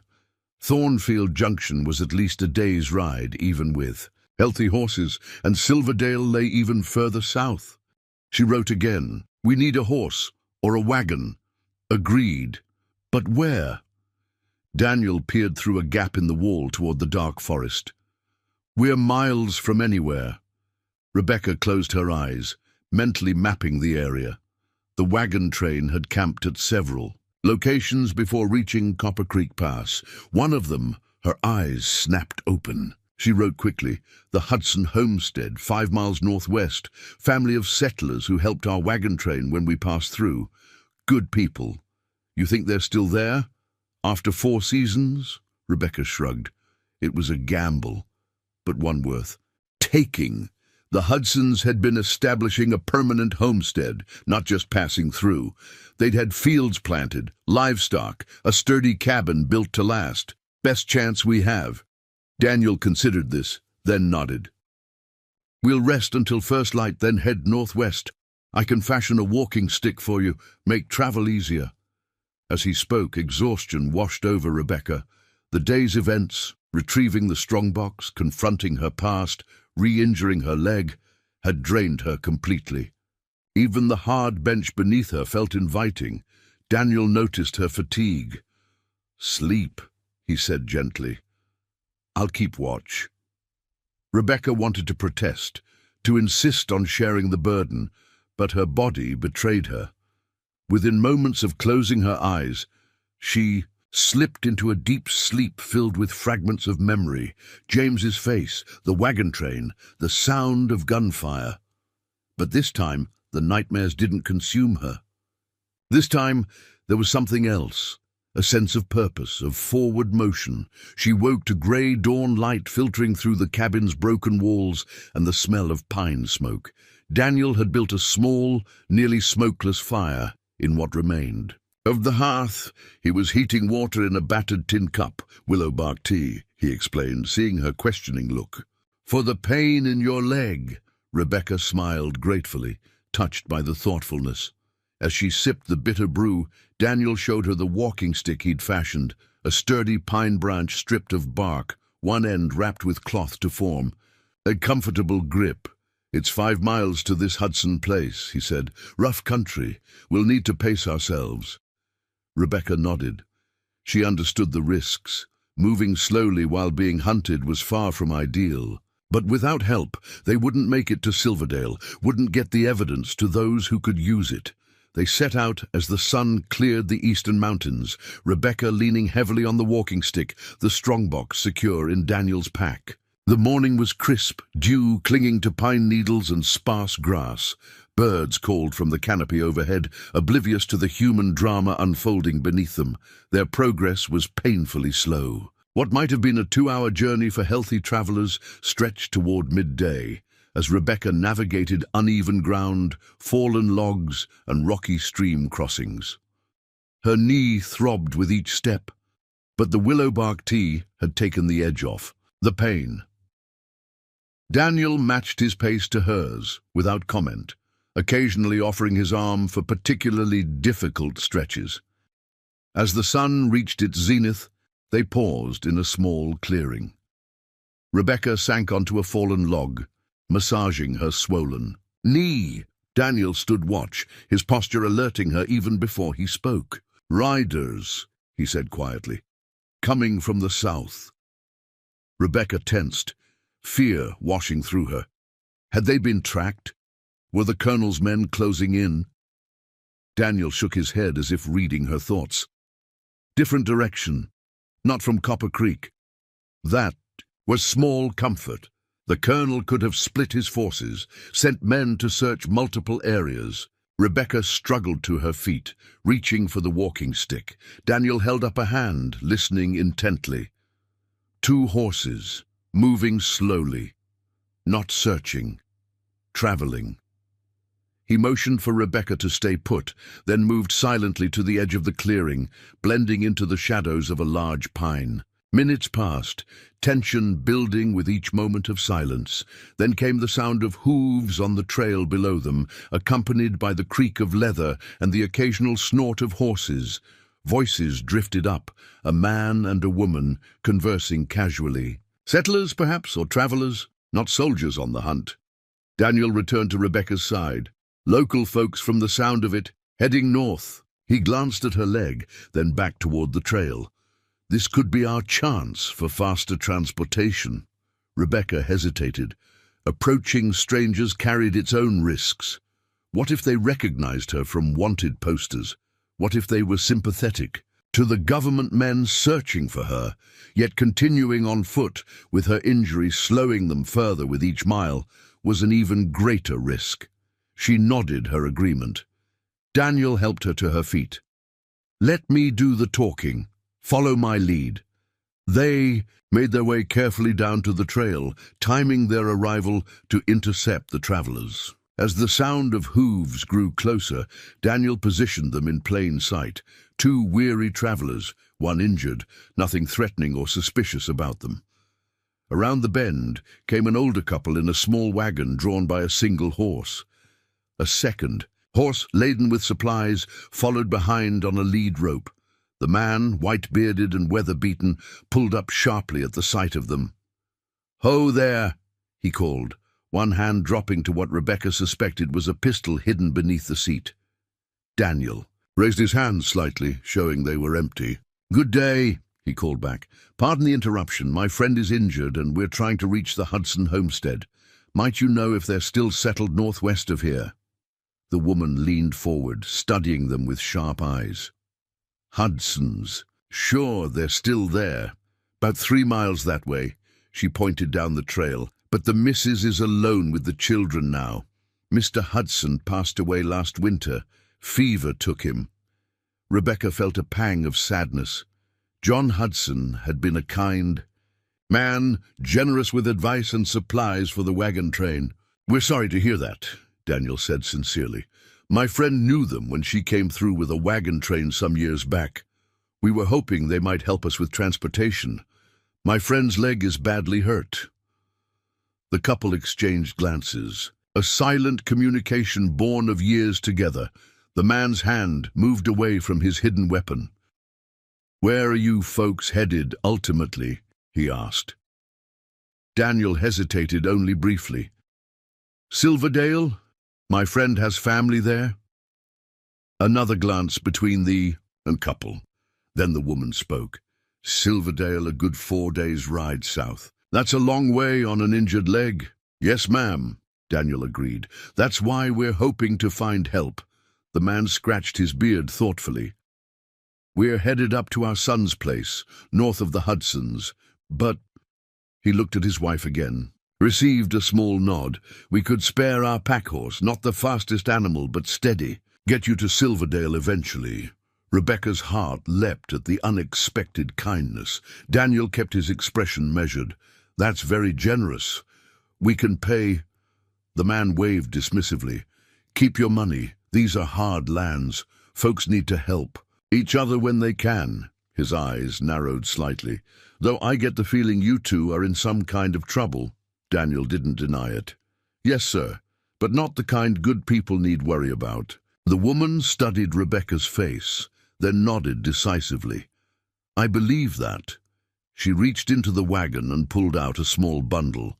"Some biscuits and jerky. Not much, but it'll help on the journey." As Daniel helped untie the pack-horse from the wagon, the man leaned down toward Rebecca. "Word of advice," he said quietly. "Whatever's chasing you, it came through Thornfield Junction yesterday. Whole bunch of official-looking men asking questions. Made quite a stir." He glanced at Daniel, then back to her. "They seemed particularly interested in a Cherokee man traveling with a woman." Rebecca's blood ran cold. The colonel and his men had discovered their absence sooner than expected, and had already spread the word. The net was tightening. She took out her journal and wrote quickly, "Thank you for the warning, and the horse." The man read her note, then tipped his hat.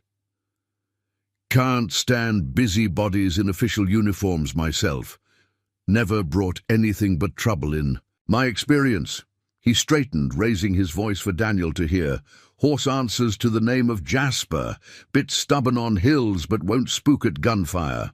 A useful quality, given their circumstances. Daniel finished securing their meager belongings to the horse, then helped Rebecca mount. The height of the animal sent fresh pain through her injured knee, but being off her feet was an immeasurable relief. "Safe travels," the woman called, as Daniel took the reins and led the horse back into the trees, avoiding the main trail. "God, I'll go with you," the man added more quietly. Rebecca watched them continue north, these strangers who had shown such unexpected kindness. In her 4 seasons of isolation, she had forgotten that goodness still existed in the world. Uncomplicated, unquestioning help offered simply because it was needed. Perhaps, she thought as Daniel led the horse through the forest, there were more allies in the world than she had dared to hope. They traveled in silence for a time, following game trails when possible, creating their own path when necessary. The horse, Jasper, proved as reliable as promised, navigating the difficult terrain with steady determination. Rebecca's mind turned over the kind couple's warning. If the colonel's men were already spreading word about a Cherokee man traveling with a mute woman, their path to Silverdale had just become considerably more dangerous. She tapped Daniel's shoulder and gestured for her journal. When he handed it to her, she balanced it against the horse's neck and wrote, "We need to avoid settlements. Too dangerous now." Daniel read her words and nodded. "I've been thinking the same. We'll have to take a longer route, stay in the foothills rather than follow the valley." "What about provisions? Game is plentiful in these hills. Water too." "We'll manage." Rebecca wasn't entirely convinced. Even with a horse, the journey to Silverdale would take days. Days where Colonel Hargrove's men would be scouring every trail, questioning every traveler, perhaps posting rewards for information. And while Daniel's woodcraft was impressive, surviving in the wilderness with an injured companion and a valuable strongbox would test his skills to their limit. "If we're caught, destroy the documents before they take you," she wrote. "Better lost than back in their hands." Daniel's expression hardened. "We won't be caught." Rebecca recognized the determination in his voice, but she was too practical to share his optimism. 4 seasons of surviving had taught her that hope was a luxury, preparation a necessity. She wrote again, "Promise me, if there's no other choice, burn everything." Daniel met her gaze, then nodded once, solemn. "I promise." As the afternoon wore on, they climbed higher into the foothills, seeking routes that offered concealment while remaining passable for the horse.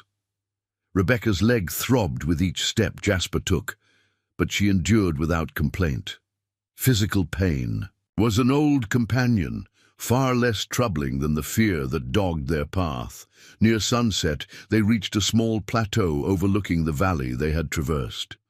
In the distance, the spiral of smoke from a campfire rose against the darkening sky, too large for travelers, too organized for settlers. "Military camp," Daniel confirmed, shading his eyes against the setting sun. "Your colonel moves quickly." Rebecca frowned. The search was expanding faster than she had anticipated. They needed to increase their pace, to put more distance between themselves and their pursuers, but her injury made that difficult, and pushing the horse too hard would only leave them stranded. As darkness fell, Daniel found a sheltered hollow where a jumble of fallen rocks created a natural windbreak. He helped Rebecca dismount, the motion sending fresh pain through her knee, then tended to Jasper while she settled against a smooth boulder. "No fire tonight," he said, watching as Rebecca massaged her swollen joint. "Too visible from below." She nodded agreement, though the night promised to be cold. Better to endure discomfort than risk discovery. Daniel disappeared briefly into the gathering darkness, returning with a handful of roots and leaves. He crushed these between flat stones, then mixed the resulting paste with water from their canteen. "Cherokee. Medicine," he explained, kneeling beside her, "for swelling and pain." Rebecca hesitated only momentarily before extending her leg, allowing him to apply the poultice to her knee. His touch was gentle, his movements efficient and practiced. The paste felt cool against her heated skin, the scent sharp and medicinal. "My grandmother was a healer," Daniel said as he worked, "taught me which plants heal, which harm, which speak to the spirits." A faint smile crossed his face. "I was a poor student, more interested in hunting than healing, but some lessons stay. With you." Rebecca watched him bind the poultice with a strip of cloth torn from his own shirt. There was something comforting in his quiet competence, his matter-of-fact approach to their situation. 4 seasons of solitude had left her unaccustomed to rely on anyone, yet here she was, placing her life in the hands of a man she had known for mere days.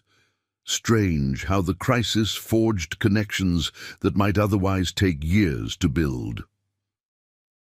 When he finished, Daniel settled beside her, offering jerky from their meager supplies. They ate in companionable silence, watching as stars appeared in the velvet sky above. The air grew colder, their breath visible in small clouds. Rebecca retrieved her journal, writing by the faint light of the quarter moon. "Tell me about your people, your home." Daniel read her words, expression softening. "My village lies 3 days' ride west of Thornfield Junction, hidden in a valley most white settlers haven't discovered yet." Pride tinged his voice. "We maintain the old ways, but adapt. When necessary, hunt with rifles and arrows both. Grow corn and trade for flour. My Uncle Thomas is respected for his wisdom, for bridging the gap between our world and yours. You went to a mission school." A shadow crossed Daniel's face.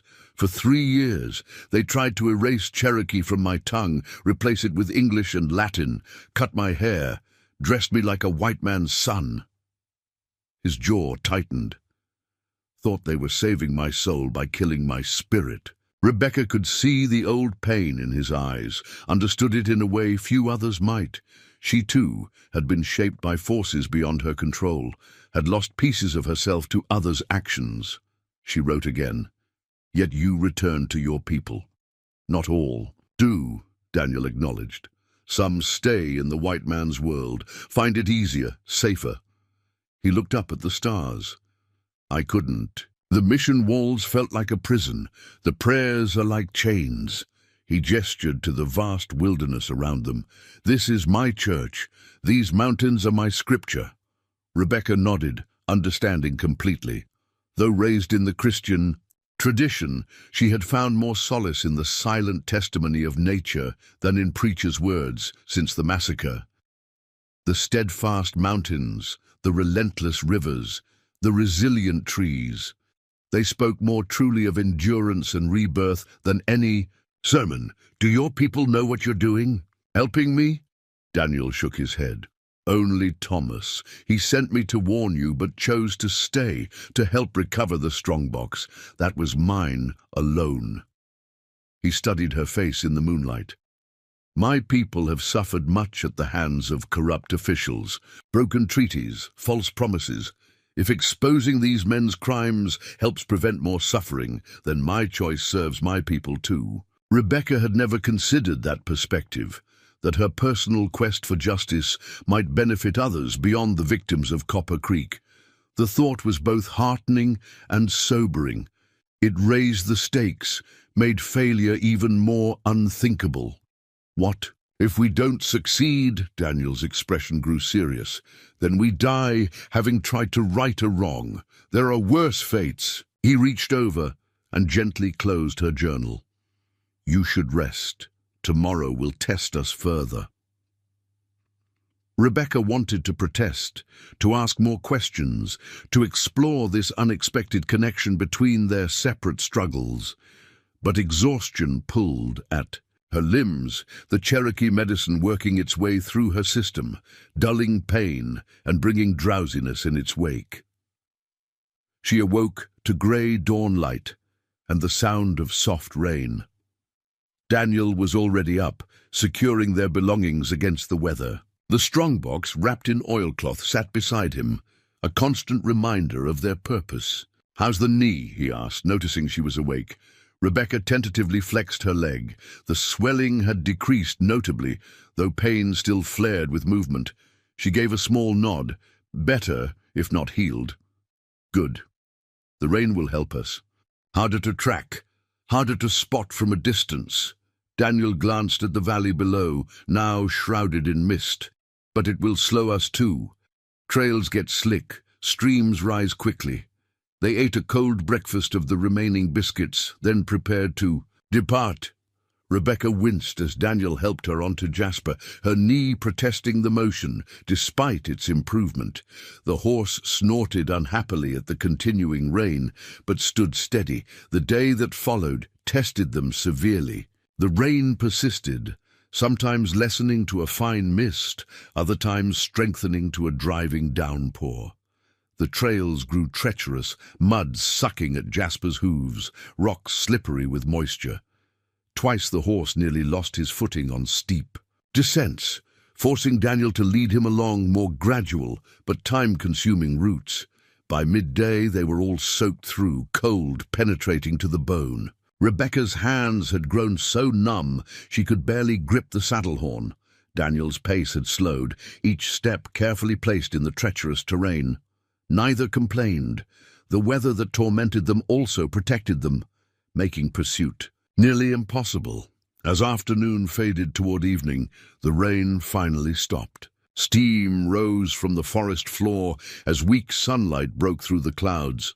Daniel paused their journey, surveying their surroundings with growing concern. "We need shelter," he said, eyeing Rebecca's shivering form.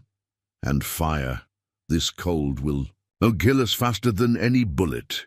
Rebecca couldn't argue. Her clothes clung to her body, her hair plastered to her skull. Even the strongbox, wrapped in oilcloth and secured to Jasper's saddle, had suffered from the relentless moisture.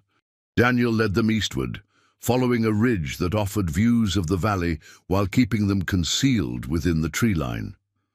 As the sun dipped toward the horizon, casting long shadows across the land, he spotted what they needed: a rock overhang creating a natural shelter, dry ground beneath it, fallen timber nearby for fuel. They made camp with methodical efficiency born of necessity. Daniel built a small, nearly smokeless fire while Rebecca tended to Jasper, removing his saddle and rubbing him down with handfuls of dry grass found beneath the overhang. The horse nickered gratefully, nuzzling her shoulder in a rare display of affection. The fire's warmth was almost painful against Rebecca's chilled skin. She held her hands toward the flames, feeling sensation gradually return in prickling waves. Daniel arranged their wet clothes on rocks near the fire to dry, then settled beside her, shoulders touching for shared warmth. "We made good progress despite the rain," he said, his voice low. "Should reach the foothills beyond Miller's Ridge by tomorrow afternoon. From there, it's another day to Silverdale if we push hard." Rebecca nodded, trying to ignore the way her teeth chattered. Another day of hard riding on her injured leg would be excruciating but necessary. The longer they remained in the wilderness, the greater the risk of discovery or disaster. As if reading her thoughts, Daniel added, "We're almost out of provisions. I'll need to hunt tomorrow, find something to sustain us." Rebecca reached for her journal, now mostly dry thanks to its position deep within her pack.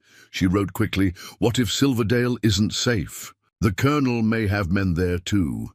It was a fear that had grown within her as they traveled.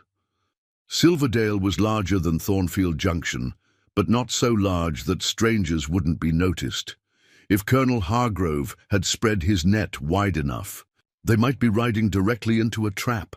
Daniel considered her words. "We'll approach carefully, scout the town before entering. The newspaper office should be easy to find without exposing ourselves unnecessarily." Rebecca wasn't entirely convinced, but they had few alternatives. She wrote again. "And Senator Gardner? How do we reach him in Denver?" "One step at a time," Daniel replied. "The newspaper editor first. If he's the man you believe him to be, he'll have connections, ways to get messages to Denver safely." It was a reasonable plan, but Rebecca had lived long enough to know that reasonable plans often crumbled when confronted with reality. She stared into the flames, watching them dance and flicker against the gathering darkness. 4 seasons of silence had taught her patience, but also caution. Nothing was certain except the danger that pursued them. As the night deepened around their small fire, Rebecca found herself studying Daniel's profile, the strong line of his jaw, the watchful eyes that missed nothing, the quiet dignity with which he faced each challenge. In the short time they had traveled together, he had proven himself brave, resourceful, and unfailingly honorable. A man worthy of trust, if such a thing still existed in her world. She tapped his arm to get his attention, then wrote in her journal, "Why risk your life for a stranger's cause?" Daniel read her question, then looked back at the fire. For a long moment he didn't respond, and Rebecca wondered if she had overstepped. "When I was at the mission school," he finally said, voice low, "there was a Cherokee boy named Joseph, younger than me, maybe 8 years old. He spoke no English when they brought him in. The missionaries beat him whenever he used Cherokee words. His expression hardened at the memory. One night, I found him trying to escape. Instead of stopping him, I helped him, got him food, a blanket, pointed him toward home." He poked at the fire with a stick, sending sparks spiraling upward. "The missionaries discovered his absence at morning roll call. Blamed me immediately. I had a reputation for defiance. Their punishment was severe." Rebecca could see the echo of old pain in his eyes, though his voice remained steady. 3 days later, they brought Joseph back. He'd been caught by Army scouts 15 miles from the school. That night I heard him crying in the dormitory, not because he'd been recaptured, but because he felt he'd failed me, because my suffering had been for nothing. Daniel turned to meet Rebecca's gaze. "I told him then that no act of defiance against injustice is ever wasted, that every time we stand against cruelty, even when we lose, we deny it complete victory." He gestured toward the strongbox, barely visible in the shadows beyond the firelight. "Your fight against these men, it matters, not just for the dead at Copper Creek, but for all who suffer under corrupted power. I help you because your cause is just, because silence in the face of evil is its own kind of surrender." Rebecca felt something shift within her, a loosening of the hard shell she had built around her heart since the massacre. This man understood what drove her, what had kept her alive through 4 seasons of isolation and grief. Not just survival, but the stubborn, unyielding belief that truth mattered, that justice, however delayed, was worth any price. On impulse, she reached out and took his hand, a simple gesture but profound in its meaning. For 4 seasons, she had avoided human touch, had flinched from even the most casual contact. Now she initiated it, acknowledging the connection between them that transcended words. Daniel's hand closed gently around hers, warm and calloused. Neither spoke. She couldn't. He didn't need to. Some understandings required no voice. They sat that way as the fire burned low, 2 wounded souls, finding unexpected strength in shared purpose. Tomorrow would bring new dangers, new decisions. But for this moment, beneath a canopy of stars indifferent to human struggles, they were not alone. And that, Rebecca realized, made all the difference. The night grew colder as the fire diminished to embers. Daniel eventually rose to add more wood, his movements careful to avoid disturbing the peaceful silence that had settled between them. Rebecca wrapped herself in a blanket now mostly dry from the fire's heat, her body exhausted, but her mind strangely alert. For the first time in 4 seasons, she allowed herself to imagine a future beyond mere survival. If they succeeded, if they reached Silverdale, if the newspaper editor proved trustworthy, if Senator Gardner received the documents and acted upon them, what then? She had lived so long in the shadow of the past that the possibility of stepping into light seemed almost foreign, frightening in its unfamiliarity. Would she speak again? The question arose unbidden. Her silence had begun as shock, transformed into protection, and eventually become habit. She wasn't certain she remembered how to form words aloud, whether her voice would even function after so long unused. Yet the thought no longer seemed impossible. Perhaps, when justice was served, when the dead of Copper Creek were finally avenged, words would return. Perhaps. Daniel settled beside her again, arranging his own blanket. "We should sleep in shifts," he said quietly. "I'll take first watch."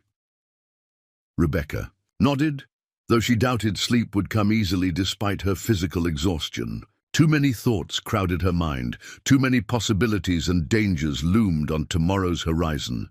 She was wrong. Within moments of lying down, her body surrendered to exhaustion, pulling her into deep, dreamless rest. When Daniel woke her for her watch, the moon had risen high, bathing their shelter in silver light.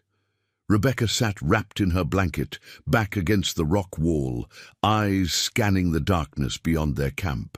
The strongbox rested beside her, its weight both physical and symbolic. Within it lay not just gold and documents, but the possibility of redemption, for the dead, for herself, perhaps even for a nation still wounded from war and corruption. As she maintained her vigil through the quiet hours of night, Rebecca found herself remembering James, not his death, but his life.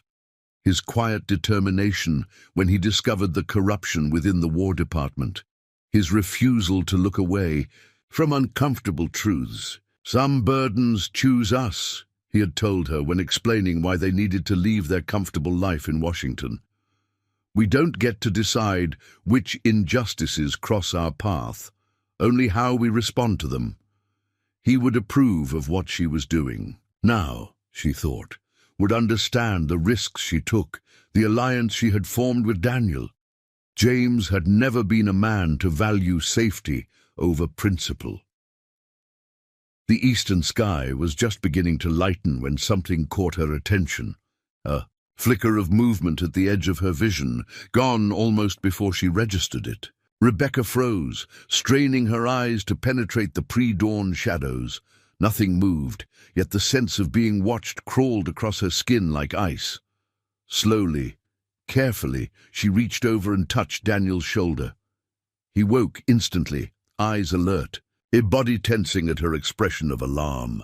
She pointed toward the eastern slope where she had seen the movement. Daniel rose silently, hand moving to the knife at his belt. He crept to the edge of their shelter, blending into the shadows with practiced ease. Rebecca held her breath, fingers closing around a heavy branch they had collected for firewood, a poor weapon, but better than nothing. Long minutes passed. Intense silence. The sky continued to lighten, pink and gold replacing the deep blue of night. Birds began their morning chorus, a counterpoint to Rebecca's pounding heart. Then Daniel was back, his expression not fearful, but puzzled. "Deer," he whispered. A small herd passed below, but something spooked them. They were running from something. Or someone. The unspoken possibility hung between them. Rebecca glanced at their meager camp, the remnants of their fire, Jasper dozing nearby, their few possessions scattered around the shelter. Evidence of human presence, visible to knowledgeable eyes. Daniel seemed to follow her thoughts. "We should move on, now." There was no argument from Rebecca. Whether the deer had been startled by natural predators or human hunters, lingering presented unnecessary risk. They packed swiftly, erasing signs of their camp as best they could. Daniel scattered the ashes of their fire, covered indentations in the soft earth where they had slept. The sun was just cresting the eastern mountains when they set out, following game trails that wound through increasingly rugged terrain. Daniel led the way on foot, Jasper following with Rebecca on his back. The horse seemed to sense their urgency, moving with purpose despite the difficult path. By mid-morning, they had climbed higher into the foothills. The valley below spread out like a patchwork quilt of forests and meadows. Daniel paused occasionally to study their back trail, eyes scanning for any sign of pursuit. Each time he moved on without comment, but his increasing vigilance told Rebecca all she needed to know. Someone was following them. They stopped briefly at noon to rest Jasper and share the last of their provisions, a handful of dried beef and 2 nearly stale biscuits. As they ate, Daniel pointed to a distant ridge where the land fell away sharply. "Miller's Ridge," he said. "Beyond it lies the eastern approach to Silverdale. If we push hard, we can reach it by nightfall, be in town by tomorrow morning." Rebecca studied the terrain between their position and the ridge. Mostly forested with occasional clearings and what appeared to be a river cutting through the valley floor. Difficult country to traverse quickly, but also difficult country in which to be tracked. She took out her journal. "Who's following us?" Daniel's expression grew serious. "Not sure. Saw tracks back near the deer crossing. Bootprints, military issue. At least 2 men." He glanced back the way they had come. Moving fast. Rebecca felt cold dread settling in her stomach. Colonel Hargrove's men had managed to pick up their trail despite the rain, despite their precautions. The pursuit was closing in. "How did they find us?" Daniel shook his head. "Could be luck, could be skill, could be..." He hesitated. "What? Could be they're not tracking us at all, but heading to the same place we are, Silverdale." The possibility hadn't occurred to Rebecca, but it made sense. If the colonel suspected their destination, he might have sent men ahead to intercept, rather than simply chase them through wilderness. A sobering thought. Then Silverdale may already be watched. "Yes," Daniel acknowledged, "but we still need to try. The strongbox is useless to us out here." He was right, of course. They could hide in the wilderness for days, weeks even, but eventually supplies, weather, or pursuit would force them into civilization. Their only hope lay in reaching allies, who could help protect them and leverage the evidence they carried. They resumed their journey with renewed urgency, pushing harder despite Rebecca's pain and Jasper's increasing fatigue. The terrain grew more challenging as they approached Miller's Ridge. Steep inclines, loose shale that shifted treacherously. Underfoot, thick underbrush that snagged clothing and equipment. By late afternoon, dark clouds had gathered again, promising more rain. The wind picked up, carrying the scent of moisture and the distant rumble of thunder. Daniel studied the sky with concern. "Storm coming," he said. "A bad one from the look of it." Rebecca nodded. She could feel the change in the air, the heaviness that preceded violent weather. Her leg ached fiercely, old injuries always more painful before storms. Yet she didn't signal for rest. The worse the weather, the better their chances of losing their pursuers. They reached the base of Miller's Ridge as the first fat raindrops began to fall. The climb ahead looked daunting, nearly vertical in places, with few clear trails visible. Jasper snorted nervously, sensing the difficulty to come. Daniel surveyed the ridge face, then turned to Rebecca. "We can't take the horse up this, too dangerous in the rain." Rebecca understood the implications immediately. Without Jasper, their pace would slow dramatically. Her injured leg would make climbing nearly impossible, yet there seemed no alternative. Before she could respond, a sound cut through the gathering storm, the crack of a rifle, followed by the whine of a bullet passing overhead. Daniel reacted instantly, pulling Rebecca from the saddle and behind an outcropping of rock. "Stay down!" Another shot rang out, striking a stone near their position, sending fragments flying. Rebecca pressed herself against the rock, heart hammering in her chest. After 4 seasons of running, after all their efforts to evade pursuit, it seemed the past had finally caught up to them. Daniel peered carefully around the edge of their shelter, then ducked back as another bullet struck nearby. "2 men," he reported grimly, "on the slope below, military rifles." Rebecca didn't need to write her question. It was evident in her eyes. "No way past them on foot," Daniel confirmed. "Not with your leg. And they've got the high ground, better weapons." They were trapped between the gunmen below and the impossible ridge above. The strongbox, their evidence, their chance for justice, all suddenly at risk. Rebecca's mind raced, searching for options. They could surrender, but that meant certain death once Colonel Hargrove had the strongbox in his possession. They could try to outrun the gunman, but with her injury and the difficult terrain, capture was inevitable. That left only one choice: fight. She reached for Daniel's arm, her expression resolute. When he met her gaze, she pointed to herself, then to their left where the ridge curved, offering potential cover. Then she pointed to him, then to the right, a flanking maneuver. Daniel shook his head. "Too dangerous. They'll pick you off the moment you move." Rebecca's jaw set stubbornly. She would not be the weak link, would not be the reason they failed. She wrote quickly in her journal, "I'll draw their fire. You circle behind. It's our only chance." "Rebecca..." Daniel started to protest, but another shot cut him off, this one closer than before. The gunmen were advancing. Time had run out. Rebecca grasped the front of Daniel's shirt, pulling him close enough to see the determination burning in her eyes. This wasn't a request, it was a decision.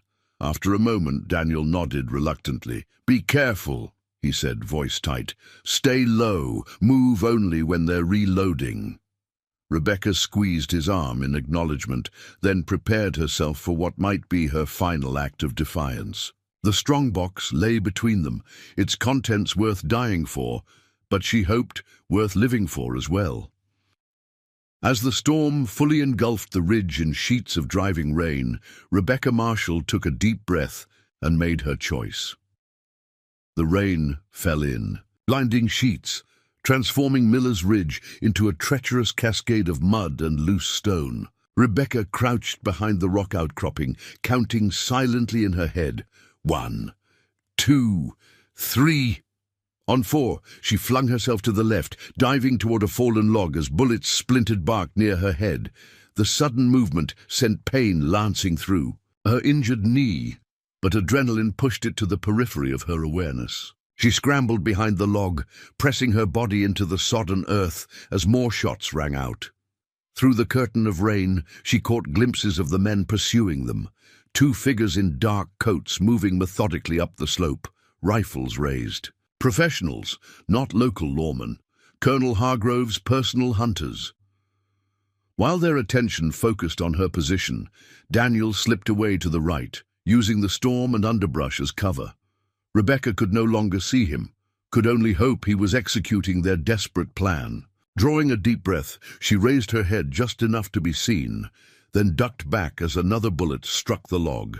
The gunmen were conserving ammunition, firing single, carefully aimed shots rather than wasting bullets.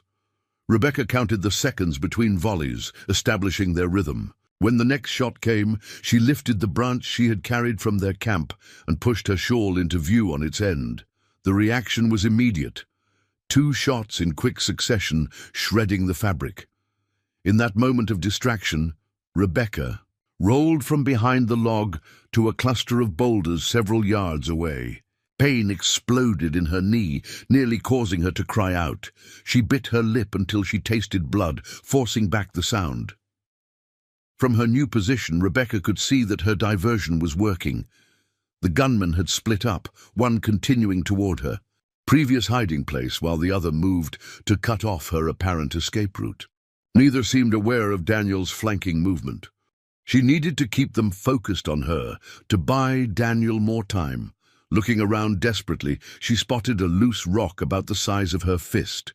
She grabbed it, waited for the next lull in gunfire, then hurled it toward a thicket of bushes away. From both Daniel's position and her own, the stone crashed through branches, creating enough noise to draw the attention of both gunmen.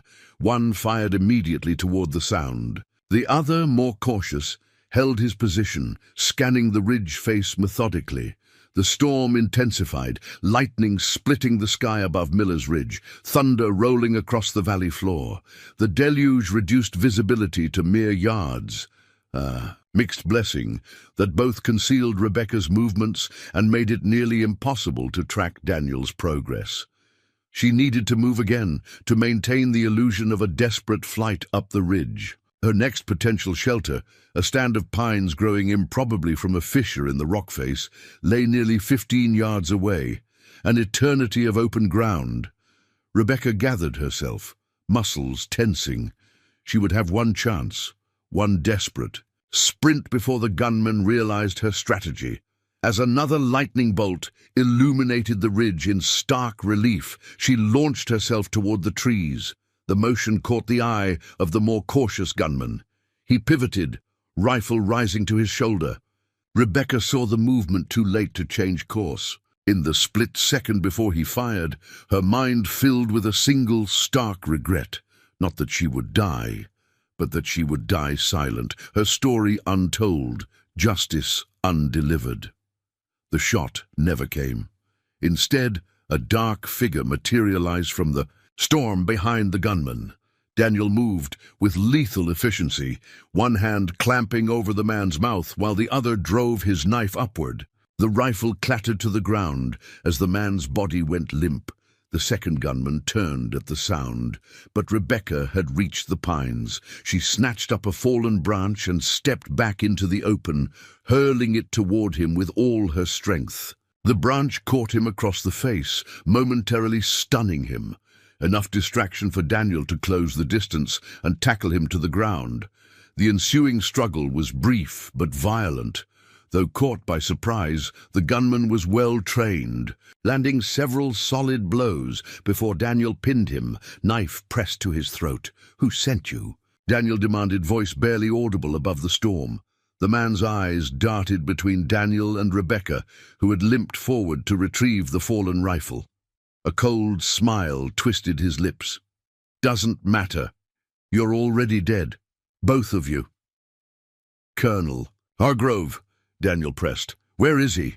"Waiting in Silverdale." The gunman's smile widened. "With 20 men. There's no way out." Rebecca felt ice form in her veins. Their destination was indeed a trap. But something in the man's tone, a hint of satisfaction beyond mere threat, suggested more. Daniel heard it too. "What else?" he demanded, pressing the knife harder.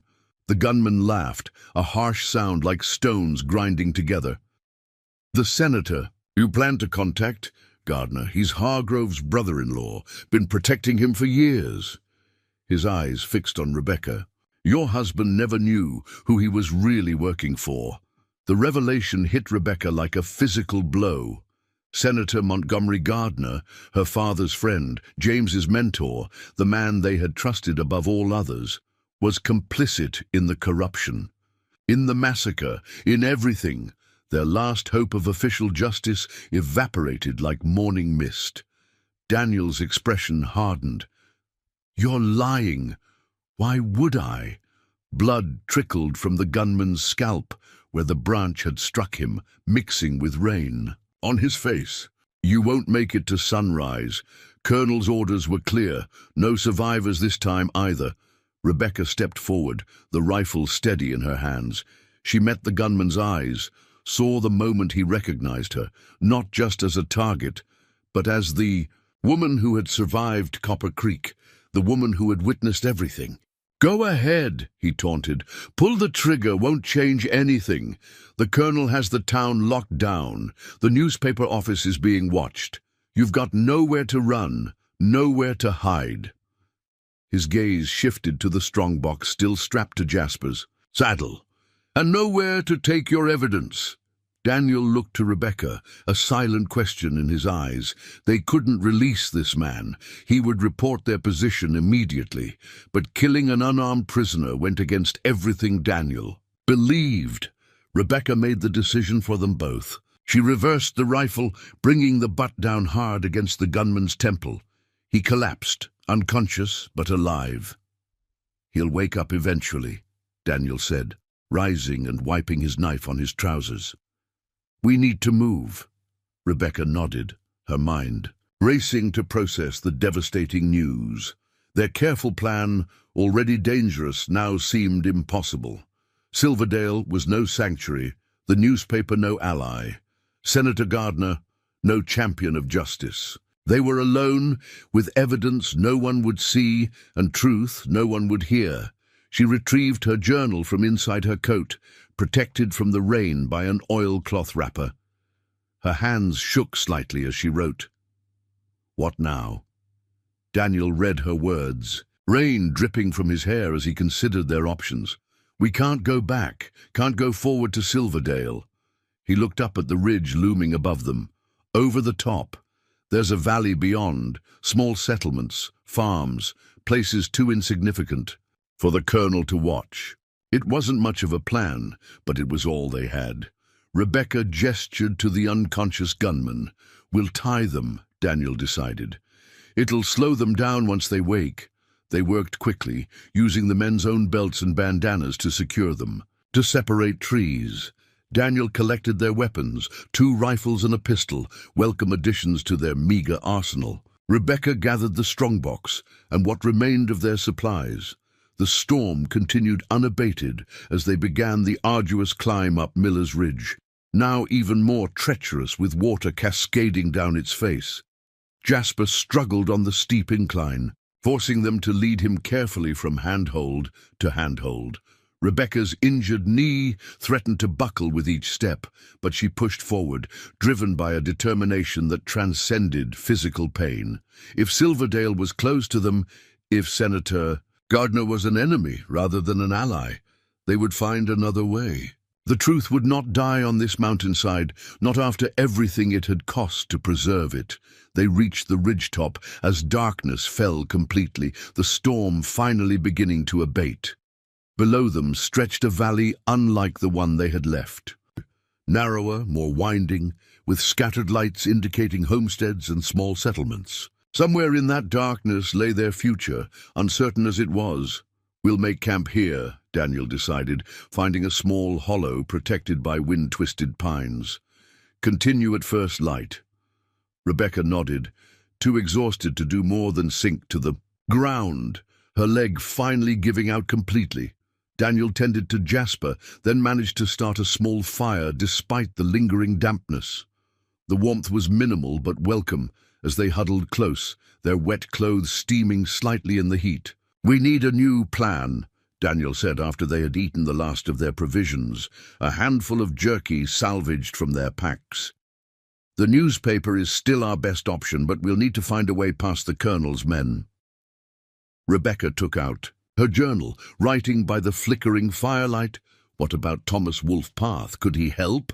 Daniel considered this. He would try. But my village is 3 days' ride west, and the colonel's men are already searching for a Cherokee traveling with a white woman. We'd bring danger to my people. Rebecca understood. After what she had learned today about Senator Gardner's betrayal, she was reluctant to involve anyone else in their desperate situation. Too many had already died because of the secrets contained in the strongbox. We could split up, she suggested. You take the evidence to the newspaper. I'll create a diversion. Daniel's expression grew troubled. They're hunting both of us now. And you're injured. He gestured to her swollen knee. Besides, I won't leave you to face them alone. Rebecca's pencil moved across the paper, frustration evident in her tight script. We can't just wander the wilderness forever. The documents need to reach someone who can use them. Agreed, but not at the cost of your life. Daniel stirred the fire, sending sparks spiraling into the night. There must be someone else, someone beyond the colonel's influence. Rebecca stared into the flames, mentally reviewing every contact, every potential ally she had known before Copper Creek. Most were too distant, too difficult to reach in their current circumstances. Some, like Senator Gardner, might be compromised as well. After 4 seasons of isolation, her world had contracted to the point where trustworthy connections were few. Then a memory surfaced. A conversation around a campfire on the wagon train, weeks before the massacre. James, animated by caffeine and purpose, telling her about a journalist he had corresponded with, a man known for exposing corruption during the war, regardless of which side benefited. A man whose integrity had cost him his position at several prestigious newspapers, forcing him to establish his own small printing operation. Rebecca wrote quickly, excitement building as the plan took shape in her mind. Nathan Winters, independent, journalist, office in Promise Creek north of here. James trusted him. Daniel read her words, cautious hope kindling in his eyes. How far? Rebecca sketched a rough map on a blank page, marking their current position on Miller's Ridge and the approximate location of Promise Creek. The distance was considerable but not impossible. Perhaps 2 days' hard travel through the valley below. It could work, Daniel acknowledged. Small enough town that the colonel might not have men there yet. Far enough from Silverdale to give us time. He studied the map again. But there's risk. If this Winters can't be trusted, or if the colonel's influence reaches further than we know. Rebecca reclaimed the journal, her writing firm and decisive. Every choice now is risk. I choose this one. Daniel met her gaze, then nodded slowly. Promise Creek, then. We'll start at dawn. They settled in for the night, taking turns keeping watch. Rebecca's mind was too active for true rest, continually analyzing their situation, searching for overlooked dangers or opportunities. The revelation about Senator Gardner had shaken her deeply. If James's mentor was corrupt, how many others? Might be. How far did the conspiracy reach? Dawn arrived with clear skies and a biting chill that penetrated their still damp clothing.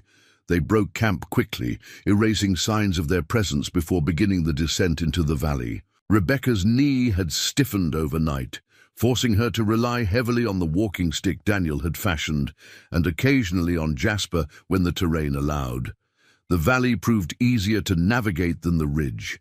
Gentler slopes, established game trails, streams running clear after the storm. They avoided the scattered homesteads visible in the distance, keeping to forested areas whenever possible.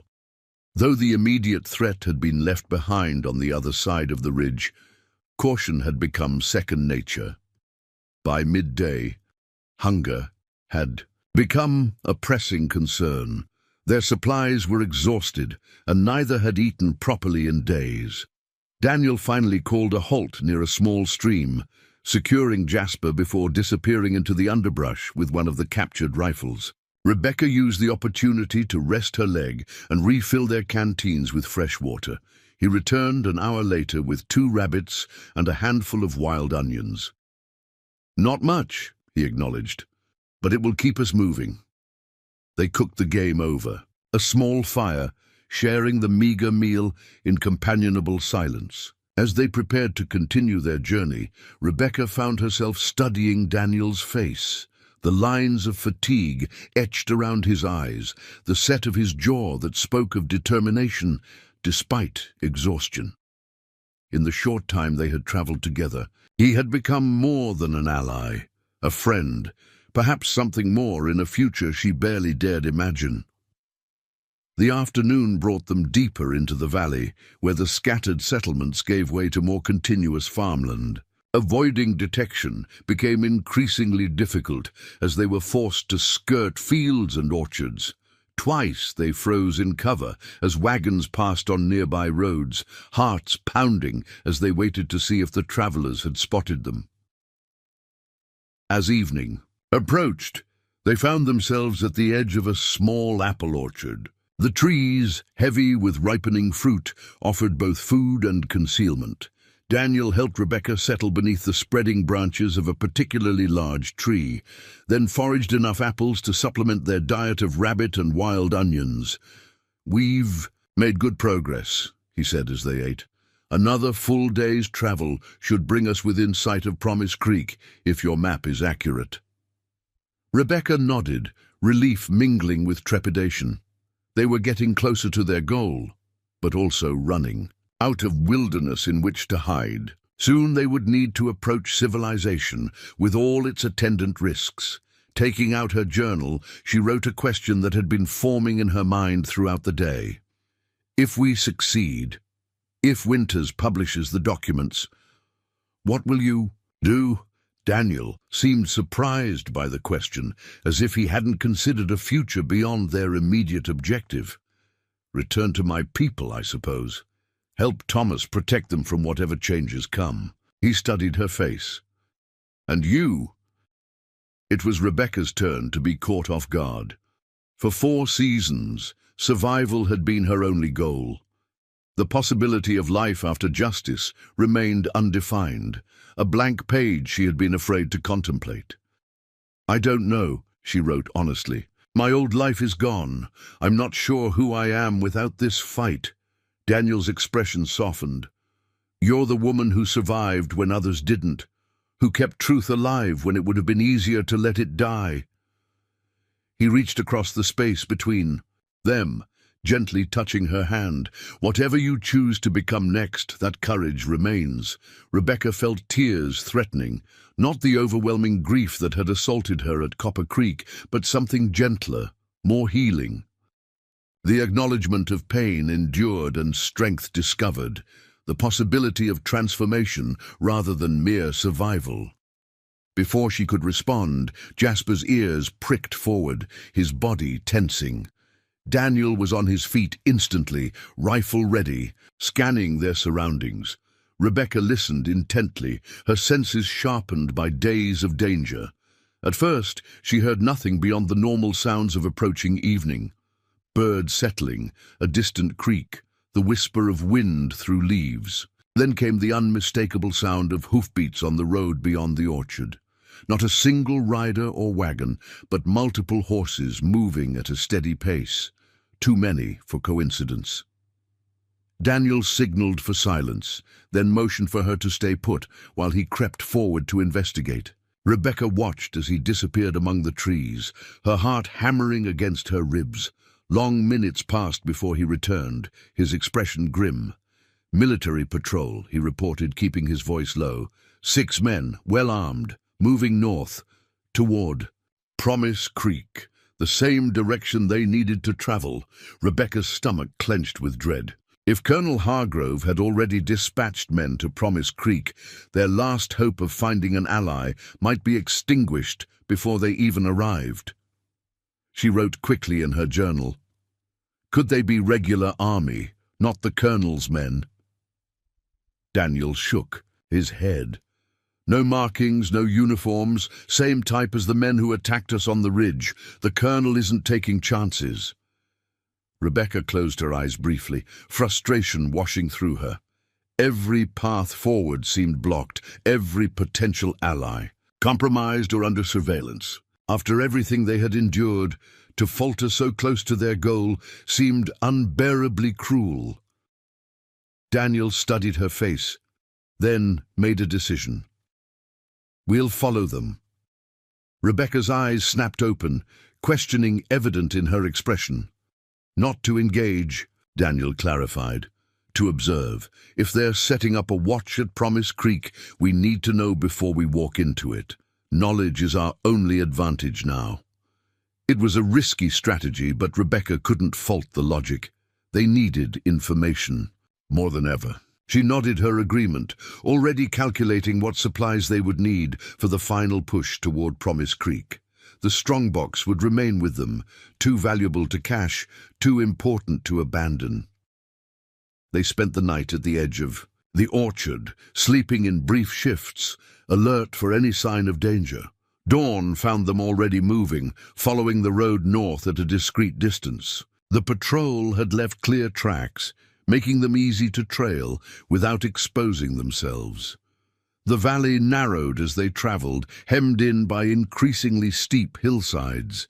Farms gave way to scattered mining operations, small claims with rough, wooden sluices diverting stream water, the occasional deeper shaft marked by crude windlasses. The Promise Creek area had seen a minor gold rush some years earlier, Rebecca recalled.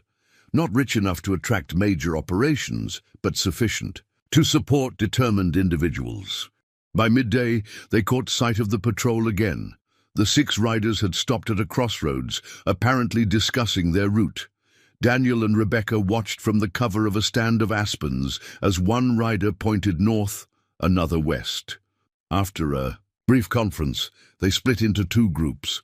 4 continuing north toward Promise Creek, 2 heading west along a less-traveled trail. They're covering all approaches, Daniel observed quietly. The colonel is thorough, I'll give him that. Rebecca frowned, writing in her journal. He knows we're coming this way. How? Daniel had no answer, but the implication was troubling. Either Colonel Hargrove had predicted their movements with uncanny accuracy, or someone had informed him of their destination. Either possibility suggested they were more vulnerable than they had realized. They followed the larger group of riders, maintaining a careful distance. As the afternoon waned, the first buildings of Promise Creek became visible in the distance, a small settlement nestled alongside the stream that gave it its name. From their vantage point on a wooded hillside, they could see the main street with its assortment of wooden structures, a church steeple rising above the surrounding rooftops, smoke curling from chimneys as the evening meal was prepared. And watching it all, positioned at strategic points around the town's perimeter, were the colonel's men. They've surrounded it, Daniel said, lowering the spyglass he had taken from one of the gunmen on the ridge. 2 at the northern approach, 2 to the south, the 2 who split off probably covering the western trail, and likely more inside the town itself. Rebecca took the spyglass, confirming his assessment. Promise Creek was sealed tight, every obvious approach watched by men whose sole purpose was to prevent them from reaching Nathan Winters. She returned the spyglass to Daniel, then wrote in her journal, "We need a diversion, something to draw them away from their posts." Daniel considered this, eyes scanning the landscape. "The mining operations," he said finally. "If we could create a disturbance at one of the larger claims, a fire perhaps or an explosion." Rebecca shook her head. "Too many innocent people might be hurt." She wrote again, "What about the stream itself? It feeds the town. If we redirected it upstream." Daniel's eyes lit with understanding. "Flash flood. The miners have dams for their operations. If we breached one suddenly—" He nodded slowly. "It would draw attention, force them to respond, create a gap in their perimeter." It was a plan born of desperation, but with potential. The mining dams they had passed were substantial enough to hold significant water, but built quickly and with minimal engineering. One strategic weakness, exploited at the right moment, could send a surge of water toward the town. Not enough to cause serious damage, but sufficient to create alarm and confusion. As night fell, they made their way back upstream, moving carefully to avoid the patrols. The largest dam they had seen lay approximately a mile from town, where the stream narrowed between rocky banks. By starlight, they assessed its construction. Logs and stone, reinforced with packed earth, creating a pool that fed a series of sluices for separating gold from sediment.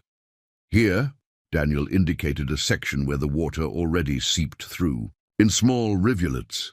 If we weaken this area, the force of the backed-up water will do the rest. They worked silently, Daniel using his knife to enlarge the existing gaps, while Rebecca gathered rocks to place downstream, directing the flow toward the town rather than allowing it to dissipate across the wider streambed.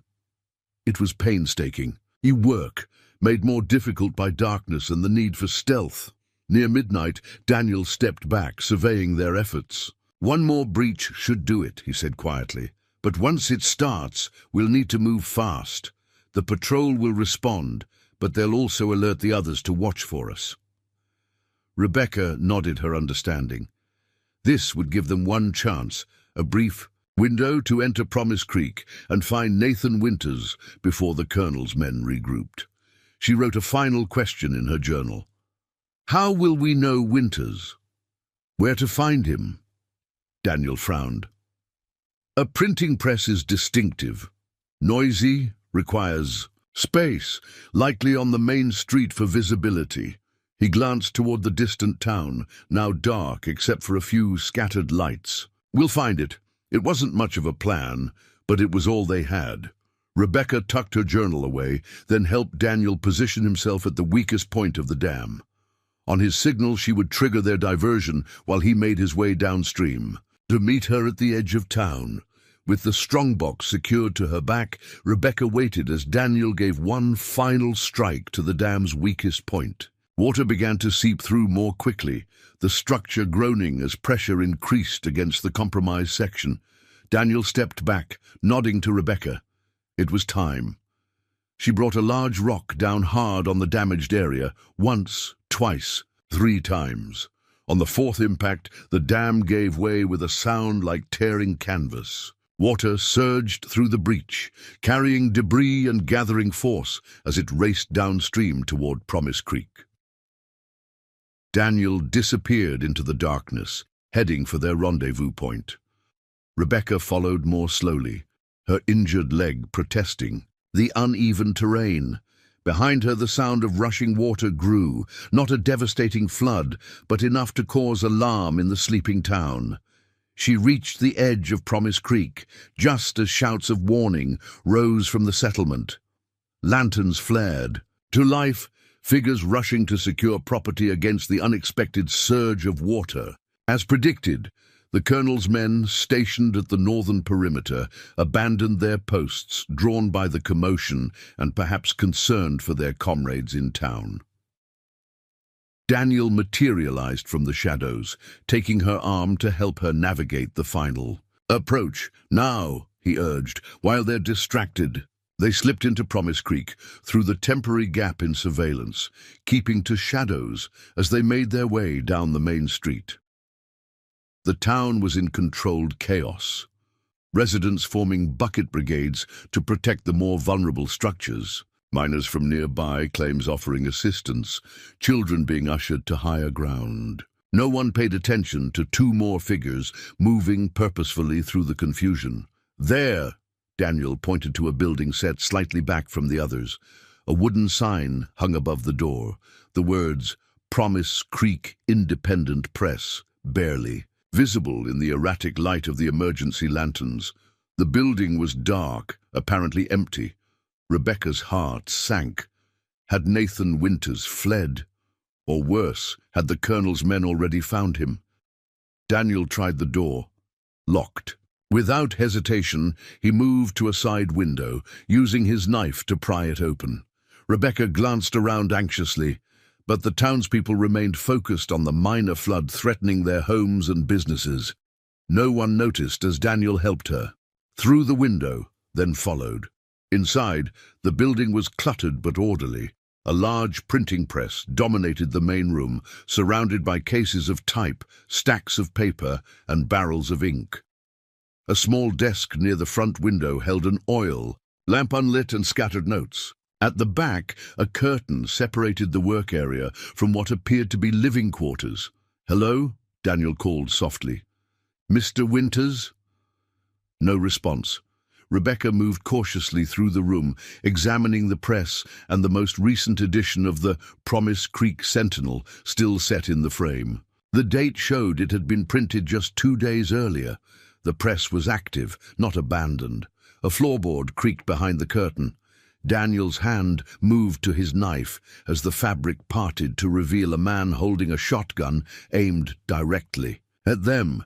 "Give me one reason not to pull this trigger," he said, voice steady despite being outnumbered. He was older than Rebecca had expected, perhaps 60, with a shock of white hair and a beard to match. His clothes were rumpled, as if he had been sleeping in them, but his eyes were sharp and alertly assessing his unexpected visitors. Daniel slowly raised his hands. "Are you Nathan Winters?" The man's eyes narrowed. "Depends who's asking." "Friends." "Of James Marshall," Daniel replied. "We have something he wanted you to see." The name caused a visible reaction, surprise, then grief, then caution in quick succession. "James Marshall is dead, killed in an Indian attack 4 years ago." Rebecca stepped forward, lowering her hood so the man could see her face clearly in the dim light filtering through the windows. Recognition dawned in his eyes. "My God," he whispered, "you're his wife. The report said everyone died in that massacre." Rebecca nodded, then gestured for her journal. Daniel handed it to her, keeping his movements slow and deliberate with the shotgun still trained on them. She wrote quickly, then held the page for Winters to read. It wasn't Indians, it was government men. "We have proof." Winters lowered the shotgun slightly, intrigue warring with caution on his weathered face. "What kind of proof?" In answer, Rebecca unslung the strongbox from her back and placed it on a nearby table. The key, still on its cord around her neck, glinted in the faint light. "We've been running for days," Daniel explained. "Colonel Hargrove's men are searching for us, for that box. They've surrounded your town." Hargrove. Winters spat the name like something foul. "That explains the military types asking questions. Yesterday, said they were looking for army deserters." He set the shotgun aside and moved closer to examine the strongbox. "What's in it?" Rebecca opened the box, revealing the documents and gold within. Winters lifted the leather portfolio, quickly, scanning the first few pages. His expression hardened with each document he reviewed. "These directly link Secretary Wilson to war profiteering," he murmured. "Weapons sales to both sides during the conflict. Misappropriation of military funds." He looked up at Rebecca. "Your husband discovered this?" She nodded, writing again. "He was a War Department clerk, found discrepancies in the accounts, started keeping records. When they discovered what he knew, they arranged the massacre to silence him and recover the evidence." Winters' face paled. "And you've carried this knowledge for 4 years, alone?" Rebecca's hand trembled slightly as she wrote again. "Not always alone. Thomas Wolfe Path found me after the massacre. Daniel helped me recover the strongbox." Winters glanced at Daniel, noting his Cherokee features. Something like respect flickered in the older man's eyes. "Brave man, helping a white woman against government men. They'd hang you without a trial if they caught you." Daniel shrugged. "Justice doesn't belong to one people. Neither does corruption." Winters returned to the documents, examining them with a journalist's trained eye. These are genuine, he concluded. Government letterhead, official seals, Wilson's signature. He tapped one particular document. This one directly orders the transfer of the gold shipment to California, authorizing necessary measures to ensure security. His mouth twisted in disgust. Bureaucratic language for murder. He looked up at them. Decision. I'll print it. Every word. Send copies to every newspaper within 500 miles. A grim smile touched his lips. They can't suppress it if it's everywhere at once. Relief washed through Rebecca, so powerful she nearly swayed on her feet. After 4 seasons of silence, of carrying this burden alone, someone would finally hear the truth. The dead of Copper Creek would have their justice, but Winters wasn't finished. Getting this published is only the first step. You'll need protection until the story spreads widely enough that killing you becomes pointless. He considered for a moment. I have a friend, federal marshal based in Denver, incorruptible as they come.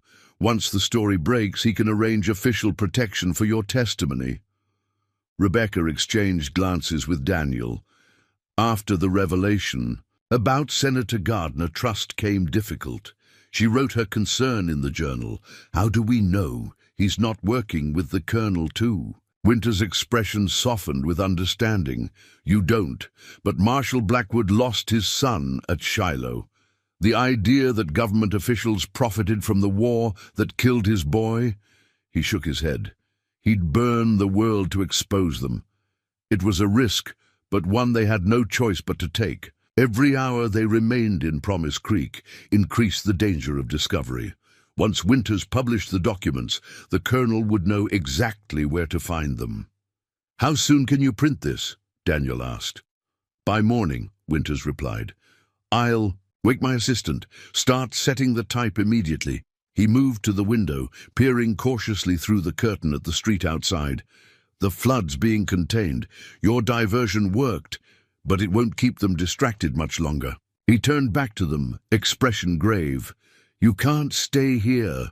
The press is the first place they'll look once they realize you've reached town. There's a root cellar behind the chandler's shop, 3 buildings down. Simon owes me a favor. He'll hide you until the papers are printed, and I can arrange transport to Denver. Rebecca hesitated, reluctant to part with the evidence after carrying it so far, risking so much. Winters seemed to understand her concern. I'll need the documents to print them, he said gently. But the gold stays with you. Insurance that I'll do as promised. Daniel squeezed Rebecca's shoulder reassuringly. It's our best chance. After a moment's consideration, Rebecca nodded agreement. She removed the gold from the strongbox, securing it in her pack, then handed the documents to Winters. The older man accepted them with evident reverence, understanding the sacrifice they represented. Your husband was a brave man, he said quietly. This will expose corruption at the highest levels, change things for the better. Rebecca took her journal again, writing a final request. Tell them what really happened at Copper Creek, that it wasn't an Indian attack, that families died for government greed. Winter's expression grew solemn. I'll make sure the truth is known, every word. As they prepared to leave for the chandler's shop, Rebecca paused, a sudden impulse overtaking her. She turned back to Winters and opened her mouth, forming words that had remained unspoken for 4 seasons. Thank you, she said, voice raspy, and weak from disuse, but unmistakably clear. Winter's eyes widened in surprise, as did Daniel's. Rebecca herself felt a momentary shock at the sound of her own voice. Strange yet familiar, like meeting an old friend after a long separation. Daniel recovered first, a slow smile spreading across his face. He took her hand, squeezing it gently, in understanding. Some burdens, once set down, allowed for new beginnings. They slipped out through the same window they had entered, making their way carefully to the chandler's shop. Simon, the owner, was indeed willing to help, asking no questions as he led them to the hidden root cellar beneath his storehouse. The space was cramped but defensible, with only one entrance and sturdy walls of stone. and earth. As Simon left them with blankets, water, and a lantern, Rebecca found herself unexpectedly calm. After days of running, of fighting, of fearing discovery at every moment, the simple act of surrendering their evidence to someone who could use it had lifted an immense weight from her shoulders. Daniel settled beside her in the confined space, his presence steadying. "You spoke," he said quietly, wonder still evident in his tone. Rebecca nodded, touching her throat lightly. The words were there, waiting, rusty from disuse but not gone.